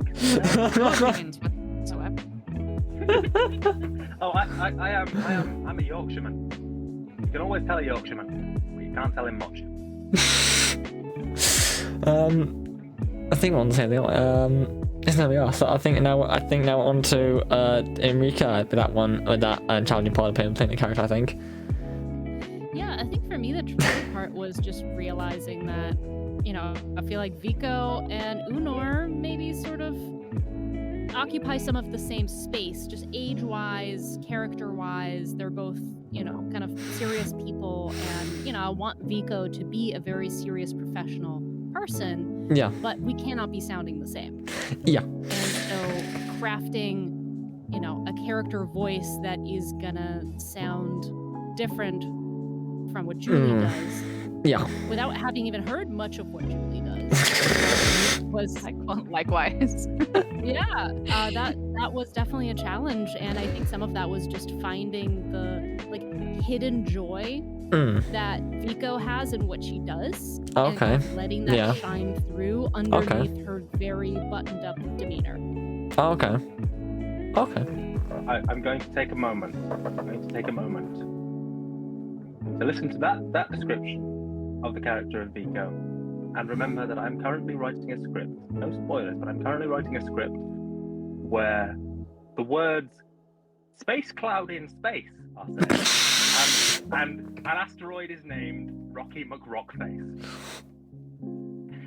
I am currently writing a script that I have been reading too much Douglas Adams, clearly. But you know what? It's fine. Star Trek does comedy. It's fine. We're allowed to be funny. Yes, that's a good thing. It's the whole point of the series. It's one of its themes. Layla, on to you next for that one. If there's anything you have to say on if there's any particularly challenging part of it for voicing your character. Yeah, I mean, I would say probably the challenging part was just inserting as much personality as I could into the character. Given we just get like a kind of a short intro to her, and so just riffing with what I had, and keeping it tight and putting as much in as possible to contribute to the universe. But it was a lot of fun. Okay. Not too difficult. Okie dokie. And finally on this topic, Manny, yourself, if you have any insights into this sort of thing, well, it's a bit more difficult. So I guess with this character, for me, it kind of correlates with being in the military, because I mean, essentially that's what Starfleet is. It is the military. Although the ranks are different for me in the Army. These are more Navy ranks. And so I just took the approach of making this character how he would be as that rank, as essentially an ensign is the like the lowest of the officer ranks. And so how would that character act and react to certain things, and just basically doing what he's told and being where he needs to be. Okay. Yeah. In these situations. All right. Okay. Cool. So I know obviously there's a bit of time constraints, so there are still like a couple of things I do want to touch on. So I'm gonna try and move this along a little bit more swiftly. And so actually the next one should be rather swift. Because the next one is, if you could describe your character in 3 words, what would they be? This one I will go to Jed to start with. What 3 words, Jed? Repressed. Beautiful. Okay. Tired. Okay, fair enough. I'm just gonna leave that one there for the time being, just to keep the speed on this one. Julie, you on next? If you're able to think of 3 words to describe her. Big Vulcan feels.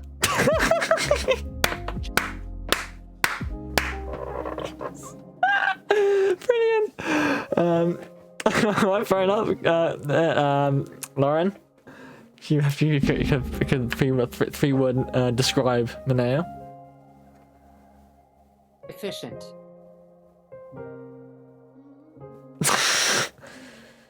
Okie dokie. Actually. Really. Thanks for rolling with. Okay, yeah, fair enough. Enrica? Badass? Yes. No. Nerdy. Alright. Yeah. Nice. Yeah, nice. Nice. And Manny? I would say focused. Okay. Team player. Nice. That's yes. one word, right? Yeah. We can hyphenate it, it's fine. Okay. And obedient. Okay, fair enough. What was it? Okay, so this other one's obviously some moving a bit of a pace. It's a little bit more of a personal sort of situation, sort of one. It's how would you prepare for a recording session? So obviously when going into either Morningstar or any other sort of situation, how would you sort of prepare yourself for like a good session of recording, Jed?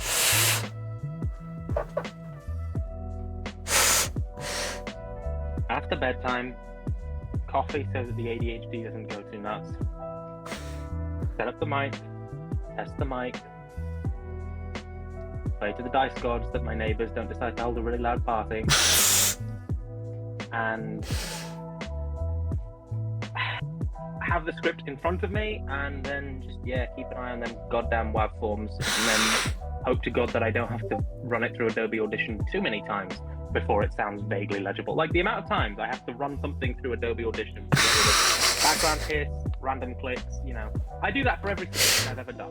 Just get rid of the hits, get rid of the hisses, get rid of the background clicks, Very rare that I don't do that, and usually I only do that for people who have the same software, because I know they can do the same damn thing. Alright. I've very rarely made the mistake of trying to record when my kids are around. Very rarely. Very rare. And the only time I ever record when my kids are around is when it's like one line of dialogue, and I can just stand them in front of me and say, Daddy's recording. I'm done, you can go play video games. Fair enough. So, Alright. Julie, do you have any sort of processes or routines you go through when preparing for a recording session? Knowing the construction schedule of my life. Or do you just do it whenever you get the chance to? Really, I just try. And they're all was. Even today, it's 7:30. It was great. No, but in seriousness, Yes. Always reading the script, I treat it the same as I would like any other role, Okay. knowing kind of what is my character arc, what is my function in the scene, what am I trying to convey, and then it's usually a number of takes. But I'm usually giving a couple options. That's fine. Okay. Cool. Laura? For this particular project, and just at the time that I filmed it, again recorded it with no equipment other than an iPhone. My ritual was driving to my mom's house, which is about 15 minutes away from where I live. Yeah. She has a carpet master closet. Oh. And, making sure they were going to be out, locking myself in her closet, filling it with as much clothing as possible, and doing the most pedestrian sound dampening, basically a makeshift sound booth. Yeah. All right. Where nothing's going to bounce or reverb off of anything. Having the laptop in front of me with the script. Yeah. And really, that was... Fair enough. It was nothing fancy at all, and like Julie said, a few takes for each line. Fair enough. All right. Okay. Mika. Obviously, everything that everybody's already said. Yeah. One part that's really important for my ritual is drinking a lot of water. Oh yeah. Makes the mouth sounds not so bad. Yes. Yeah. Because otherwise that's a you big get one. all those like sticky little clips of your tongue against your teeth, and it's just I hate. Yeah, fair enough. Enrico, were you on a boat when you recorded? No, I recorded that at home in our office. Cool. Yes. And then Manny, are you sort of similar to other people in that regard? Yeah. Emphasis on the water. Oh yeah. Stick to. Ah, right. Okay. Other than that, yeah, it's pretty much the same. All right. Fair enough. All right. Okay, so then to, I guess, cap this whole thing off on one final one, which I'll say this thing, now that I look at it, it's actually rather,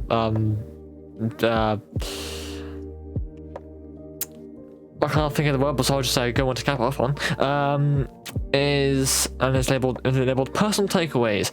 What's something that you've learned or gained from being part of Morningstar? And I shall go from for Jed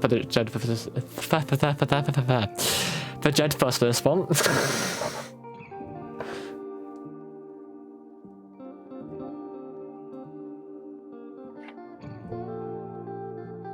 The constraints of working in a shared timeline.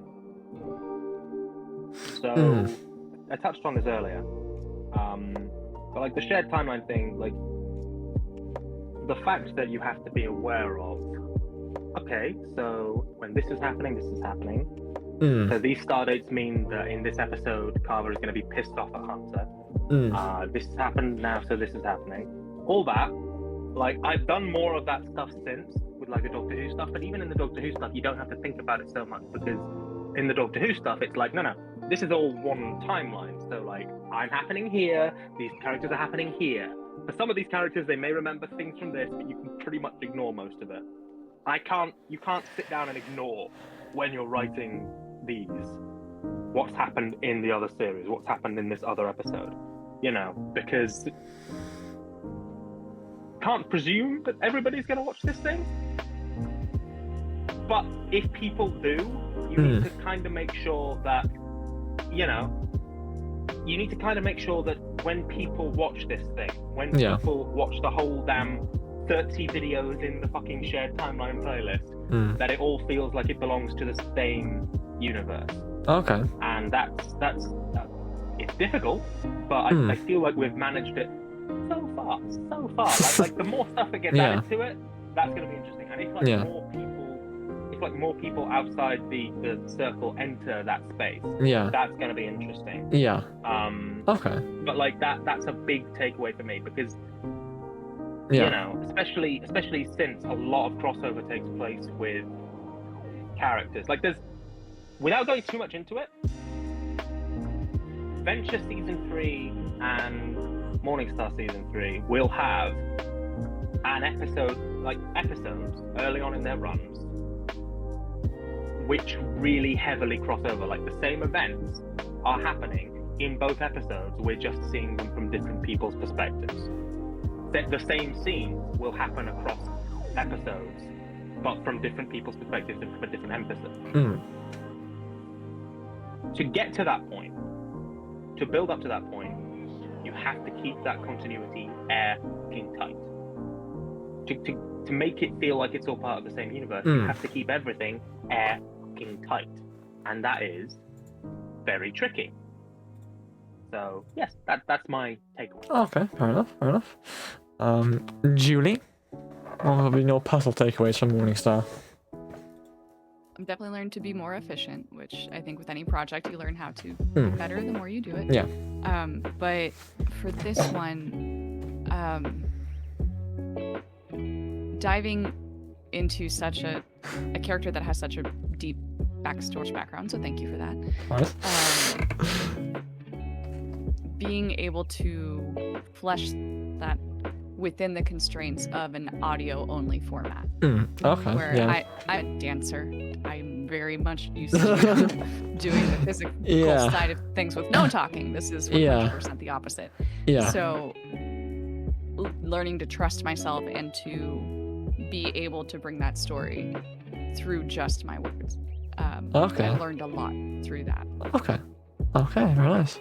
Lauren, any personal takeaways on your end? Balls. There are a lot of takeaways, but the main thing for me is just learning how to have fun and do something that was really out of my comfort zone. Okay. I was not a dancer, but still primarily on stage, in the context of opera. So this is like voice adjacent, and I just it has been a nonstop learning process, and that's how I knew that it's the right project for me to be a part of. I mean, we've got so many talented writers, and just it's a joy really to work remotely with so many different people of so many different backgrounds and who are bringing their own talents, their own skills, and like Jed said, their own perspectives to the table. So really, I guess that's the biggest takeaway is just perspective. All right. Okay. Cool. Enrica, what have been your personal takeaways from being on Morningstar?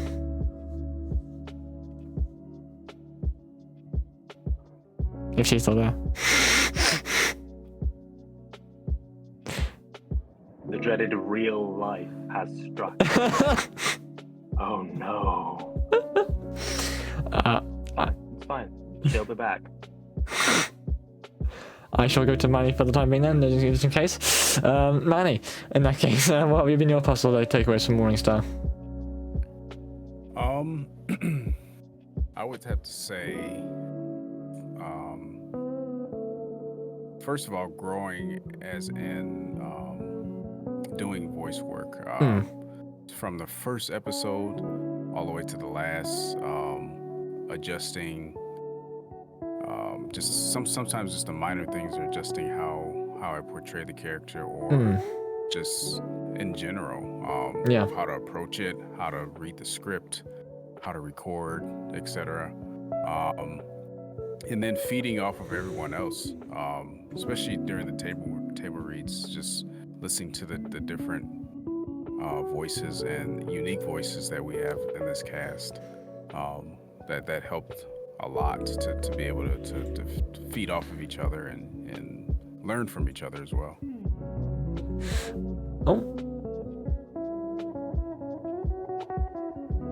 Toby, I want to hear your answer as well.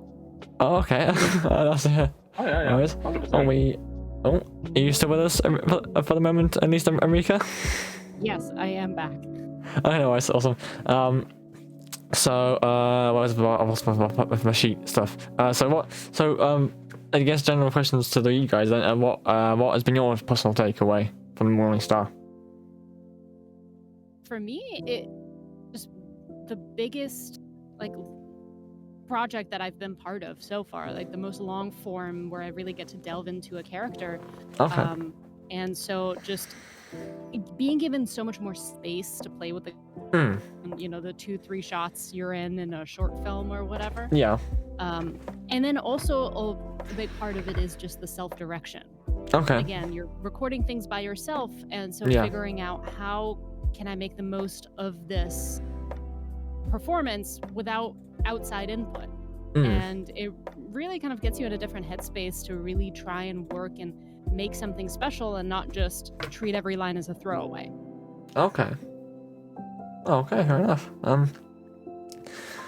That's also very lovely. And now I guess as per Judy's request, now I'm getting the intent of the response. I guess that's You only have fair. to answer questions. Fair enough. Oh fucking hell! Personal takeaways. Shitting Christ. It's honestly. We can give you time to think. No, it's it's fine. That's fine. Honestly, I think there's been a lot of different things when it comes to Morningstar that I've had to learn on and such. I mentioned a few different things already when it comes to, especially in the way reminding myself I'm writing for an audio series, not or partial audio series, not on a visual series. But I guess, and this is something that I discussed with when I first auditioned.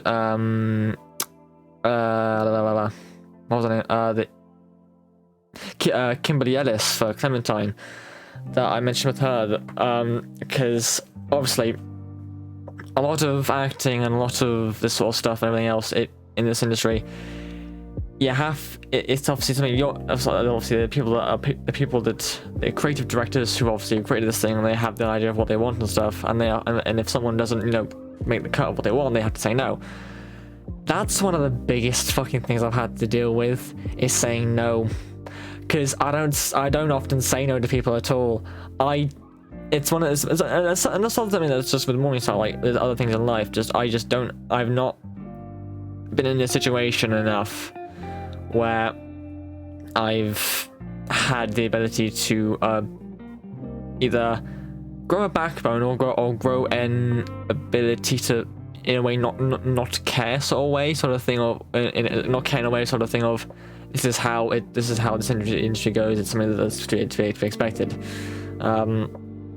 But like, I think that's just the main thing. Like, sort of when it comes to, especially when it's come to getting lines for you guys. Like, I think I took a bit of advice from, part of it comes from taking a bit of advice from Jed once, where he said to basically, this is obviously a volunteer fan project, so these people will want to enjoy playing these characters, so you should let, in some ways, let them sort of have a say in what their characters might do, and be able to enjoy what they sort of enjoy, and I guess part of our struggle was I guess it wasn't a struggle. It was rather easily done. So I sort of, I mean, for me, from a personal standpoint, every sort of voice line you guys have provided has been,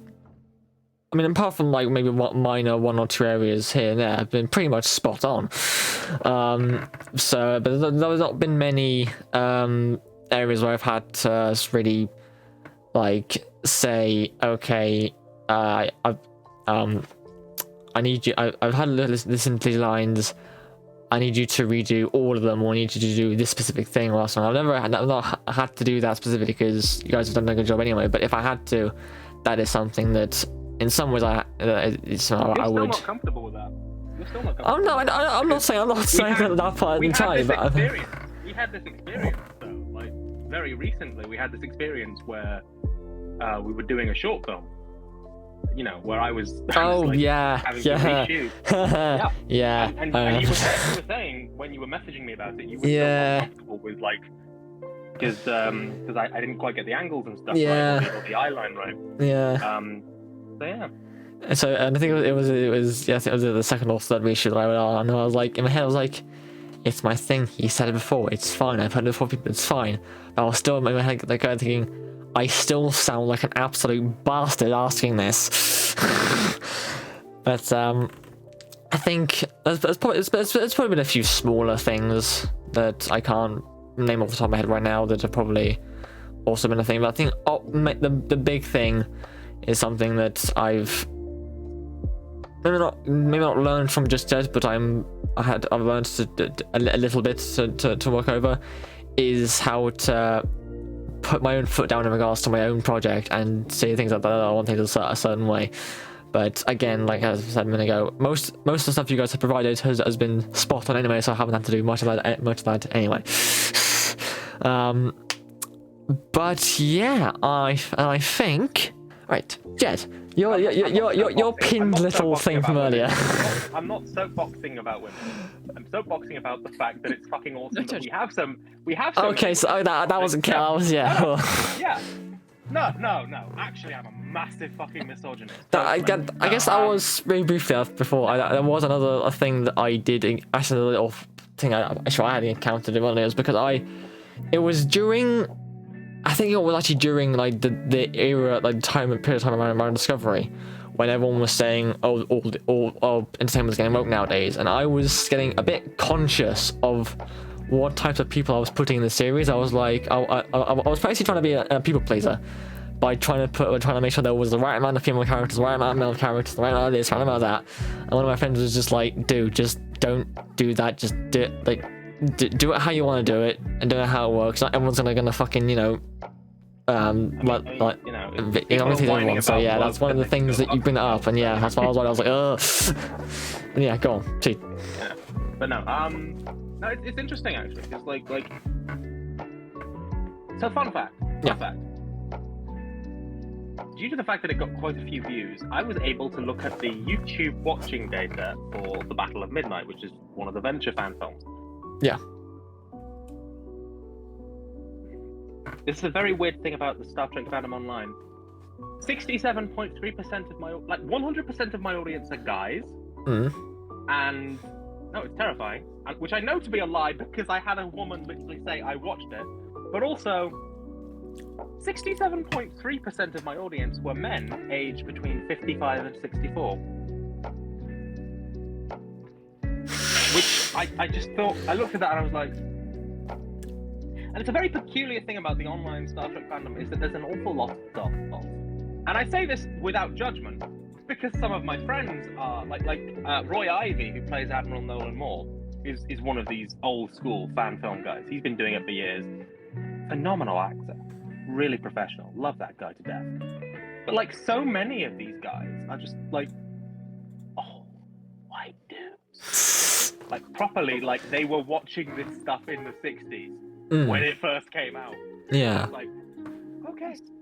And it's interesting to me because like, obviously the demographic for Star Trek outside of the fan sphere is very like diverse, as it should be. Like the demographics that I've experienced, like looking just at this, like I'm literally looking at the analytics for like both channels. So I've got Battle of Midnight, 100% dudes, 67.3%, 55 to 64.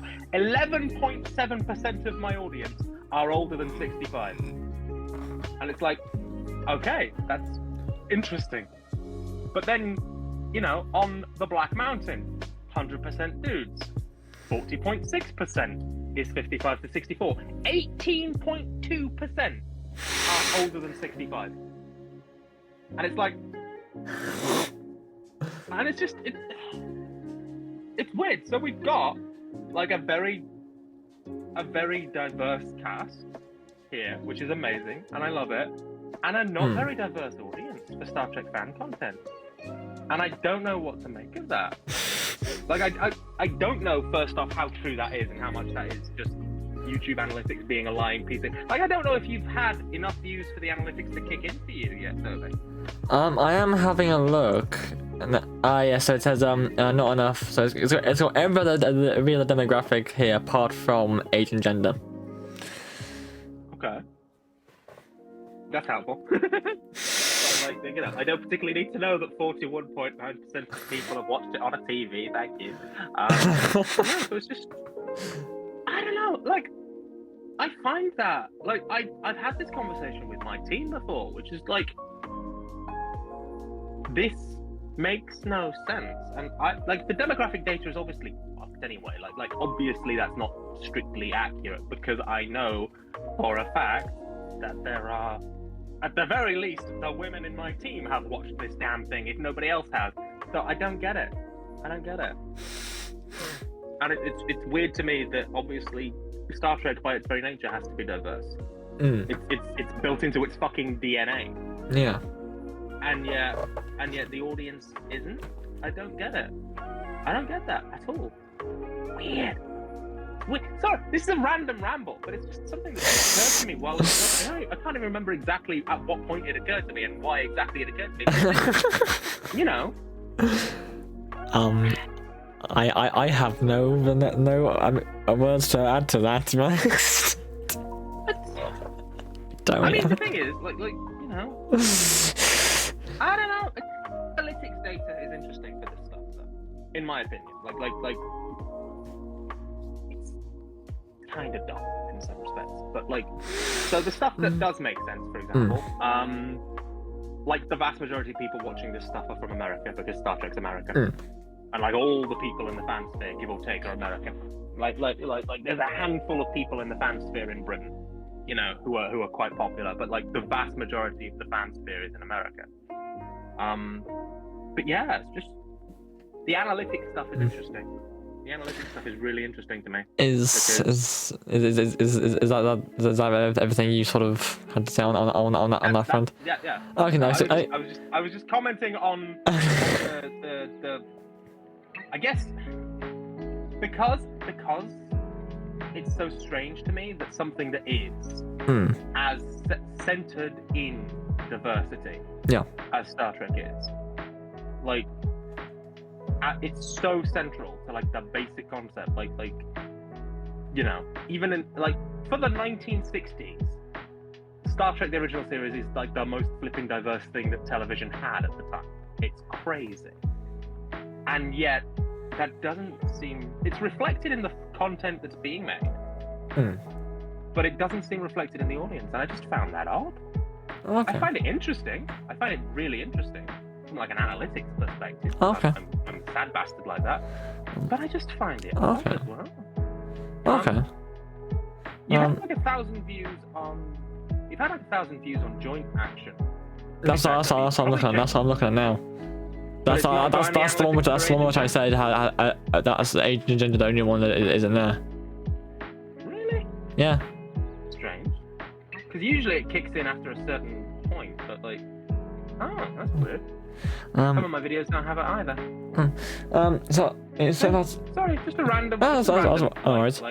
Interesting analytics thing. There was one small thing that I did think of just now, and I'll actually sort of tail-ended off to what Judy asked me a minute ago. If people are sticking around longer, and that was, are there any sort of questions that you have towards me? Obviously, I know I've been asking you a lot of things all for me all evening, but for is there anything particularly anything you've wondered or anything in this sort of interim that you've wondered or thought about and wanted to inquire to me about at all? Jed pretty much probably not, because we talk on a semi-regular basis. Judy has unmuted herself, so I'm assuming is that going to be something. When's Manny getting a promotion? I don't know. I think I'll try and make it happen at some point, but I haven't. When's it getting? I mean, there are. I'm not gonna try and make it Hannah's and Harry Kim, so I'll try and avoid that. There are actually a lot of opportunities in the next couple of seasons where you could put a promote, like, because Auric is Chief Con, right? Chief Con officer. Yes. Yes. In theory, a promotion wouldn't necessarily have to move that character out of that position on the bridge. It would just be a promotion, like a rank promotion. Yeah. So like, that is, I think that would make sense. Like a rank promotion to lieutenant would probably work there. Okay. Without like shaking up. Like you can't promote Uno, because if you promote Uno, you have to give her own ship. And you don't want to get rid of the character just yet. It will happen, I'm sure. I've got a little thing planned for that. I've got a little idea in my head about that entire thing. But yeah, so like that's not beyond the realms of, like, it would be very easy to add a promotion in without radically altering stuff that's works. Fine, I can, yeah. So the answer is, it's possible. Yeah, it's possible. It's achievable. I'll definitely attempt to not to give the ensign or ensign of the Harry Kim syndrome. I'll try to avoid doing that. Were there any questions from anything that you wondered, Lauren? Anything that you were curious about? You wanted to maybe ask my way, because I think I was asking you guys something. Yeah, well, first off, thanks for putting this together and having us here. This was fun, and it's great to see some of you again. Yes. And hear from some of you. But what are you most looking forward to in the near-ish future for Morningstar? Oh bugger! I don't know. I'm surprised. I don't know what I'm saying. Is bugger. I'm the one who asked it. For God's sake, I'm not asking you. Asked me. Let me think. Me delivering some of the scripts I owe you. Well, no, there's only one particular one that I'm really looking forward to on that front. Well, actually, there's one that I'm really looking forward to. One and a couple of others that I'd like to see how they get finished up. I mean, nothing specifically. I mean, obviously, I'm just looking forward to seeing how season 2 comes together once I finished tweaking that season and in the post writing phase. But in terms of things that are coming out, it's part of it. Yeah, okay, in that case, mainly just things like season 2. I'm looking forward to. I've always just been able to, because I mean, I was chuffed when I managed to finish up auditions for season 1. I was chuffed when I managed to get people a first episode recorded. I was chuffed when I was able to finish recording, and then so on for release of episode 1, and so on for release of the pilot episode, and then so on for the release of the whole flipping thing. So I guess I'll continue to be chuffed if I can get the next season out in the same sort of fashion. My part of there's something I'm working on at the moment. Part of it of that season, which is it was something that I decided once the whole season was written that I wanted to change an aspect of the series, but I couldn't there was no way I could just fit in when they already made scripts. So I based something that I've been looking at. I tried to do it for I tried to do it I think during the week sometime. It didn't work, so I had to actually learn the lines for it because it was more dialogue than I'm used to, because it was a green screen thing. Then the heat wave, then the heat wave hit, and then I was like, oh, that's no fun when I can get a costume for that fucking shit. Fuck that. But eventually, I want to try. There's a fan film that's basically going to be sat in between 2 episodes of season 2. That'll bridge a certain little change in the series that I'm hopefully looking forward to filming and putting that together at some point soon. But other than that, in terms of Star Trek stuff, there's nothing going on. I guess also, I mean, I'm not putting enough of this in, but I guess a little roundup as well. Like, seeing as we do this series does crossover with Venture, do you guys have any questions for Jed, as he's here, and as obviously characters from our series will bleed in and feature on his thing, or any questions about the stuff in general you have for him, maybe? As you say. I will.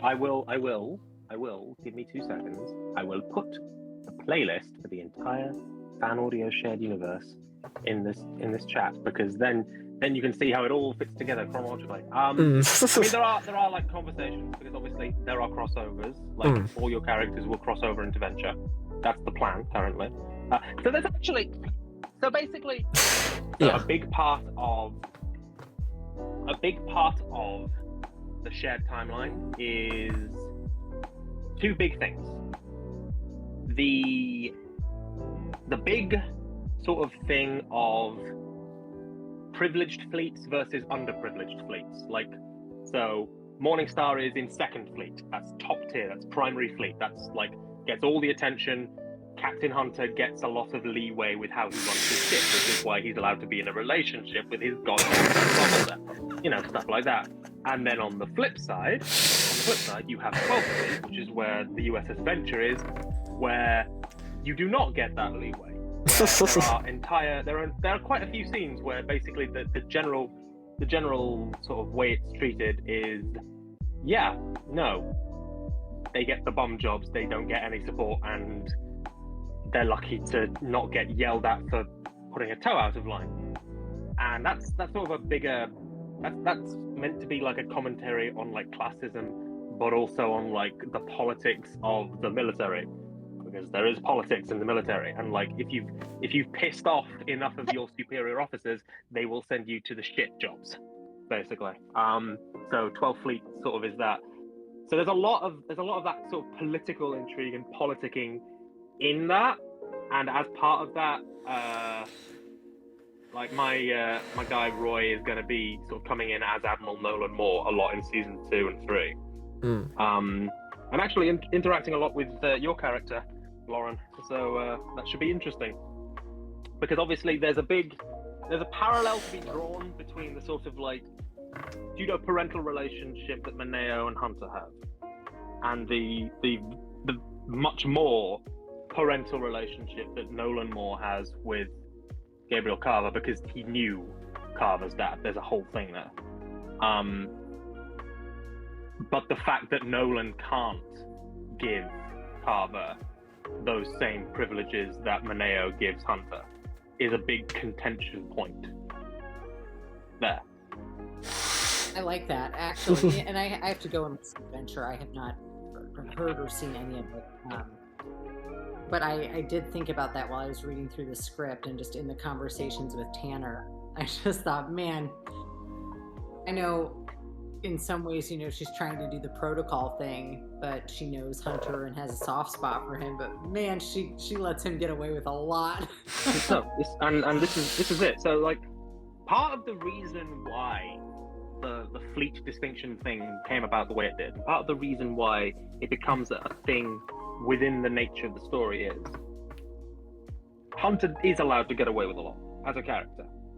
And through conversations with Toby, it's like, we can just sort of sit back and let characters get away with things because it's Star Trek, it's fun. Or we can hang a lantern on it and go, all right, but how does this make people feel? Like how does it feel to be Captain Nobody of the USS watching Captain Main Character get to, break all the rules? How does that feel? What does that look like? I mean, that was one thing I liked. Lower Decks kind of showed light on that as well, and I really enjoyed that about that show. They definitely showed the other side, the not main character energy of it. Yeah, no, that's really cool to continue that.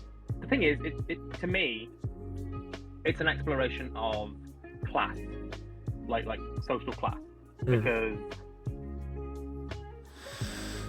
without getting too much into it, I'm from the north in Britain, and the north in Britain, there's a whole load of like social class inequality stuff that has sort of permeated the culture in Britain in general. Like, class is the big divide, to the point where my mother, who is like the smartest woman on the planet, has had people presume she's stupid because she's from Yorkshire, and occasionally still sounds like she's from Yorkshire. So, and obviously, like, part of that's a gender thing, but a lot of that is like, she's literally said to me, oh, I have to play the dumb Yorkshire lass because they expect that. And it's like, So, you know, I'm interested in social class. I'm interested in exploring it. I'm interested in, you know, privilege, and I'm interested in, you know, what is the best way of tackling these things? What is the best way of saying these inequalities exist within a system? You know, and Starfleet's not like, Starfleet is not, it's not a one-to-one comparison like, you know, society and this pseudo like military organization. It's not a one-to-one comparison. But I feel like there's a lot that can be said for it. Like there is actually a lot of classism that I've sort of injected into it, which is somebody tell me to shut up if I'm rambling, by the way. So like a big thing, and a big reason why certain people look down on Gabriel Carver is that his dad wasn't a Starfleet Academy graduate. His dad was a brevet promotion from enlisted to officer in the wake of Wolf 359. So he got bumped up from like the enlisted ranks to officer, but he never attended Starfleet Academy. He never went through that process. But he was an officer. He became a captain, but he wasn't officer trained. Because there's a big, let's not beat around the bush here. In Star Trek, Starfleet brats are a thing. Like these kids who get these super privileged positions, and weirdly Hunter isn't one of them. You know, so like that's an interesting point of view, because Hunter is not a Starfleet brat by any means, but Hunter is in Second Fleet. Hunter has the sponsorship of Admiral Mineo, you know, whereas, you know, Carver is in 12th Fleet and his dad was, you know, effectively an enlisted grunt that Starfleet's hierarchy looks down on, even if it pretends it doesn't, you know. So that's an interesting exploration of that stuff. That is something worth. I found that really interesting to look at. You know, Jet, that's so relatable too. I'm just thinking of how that plays in. I'm also in corporate. You know, that's my actual make money job, and you do all the time is the internal hires get, for lack of a better term, that preferential treatment. Whereas, you know, the person that may be even more qualified comes with outside expertise, has been around the block more, you know, they come in, you just drop them into a bunch of internal hires, and that it stirs the pot. No, absolutely. Which is, you know, it's the human condition. Ultimately, it is like the structures we've built, the power structures within that, the dynamics that exist within that, and it's all interesting. It's in like the roots of it are actually in the episodes of Venture that exist already. So I am going to drop the fan audio shared timeline in this chat quickly before I go, because I can do that, because I have the power. It is in front of me right now. I'm here, playlists. My laptop is being angry at me. So yeah. Space Cloud in space. Space Cloud. Yeah, I mean, that was one. Yes. Oh no. Oh yeah. So. But I'm an absurdist by nature. Like I love just writing ridiculous stuff. So, you know, like sometimes. Oh, actually, that's a question. Do you American folks know about the story of Boaty McBoatface? yeah, the origins I couldn't, but everyone knows Bodie McBoatface. At least in my corner. Oh God, I love. Yeah. I am unenlightened. I'm putting. Was it? You don't know Boaty McBoatface? I do not know Bodie McBoat. So very very quickly. Don't let the public ever name anything. Oh no. This is the example of the British sense of Yeah, this is humor. definitely the British. Yeah. There was a research vessel that was being named, and they wanted to ask the public, what should we name this research ship? And somebody suggested, as a joke, oh, you should name it Boaty McBoatface, and it won the popular vote. Boaty McBoatface is a badass name. It takes the piss out of all the stuffed shirts. British humor at its finest, and I will fight anyone who says otherwise. It's beautiful. Okay, so that brings us to the end of this special episode of Sergeant Beckett's podcast. I must say, I wasn't sure how this was going to go, but as I've just mentioned a minute ago, this went better than I expected. So that was really awesome. You guys just gave a lot of really good answers and a lot of really awesome stuff, and surprised with a lot of decent stuff for that thing. I don't know how to say you did really good. So yeah, and I'm starting to ramble a little bit. So without any further ado, I shall fully end this thing up by saying thank you all so much for watching this episode. I will leave in the description, other than my social stuff, I shall leave any other links to places that the guys would like to leave links to them anywhere in the description. So if there's any socials or like I don't know, any leaflets or any tickets to any local shows they're doing soon or whatever, I shall leave that to there.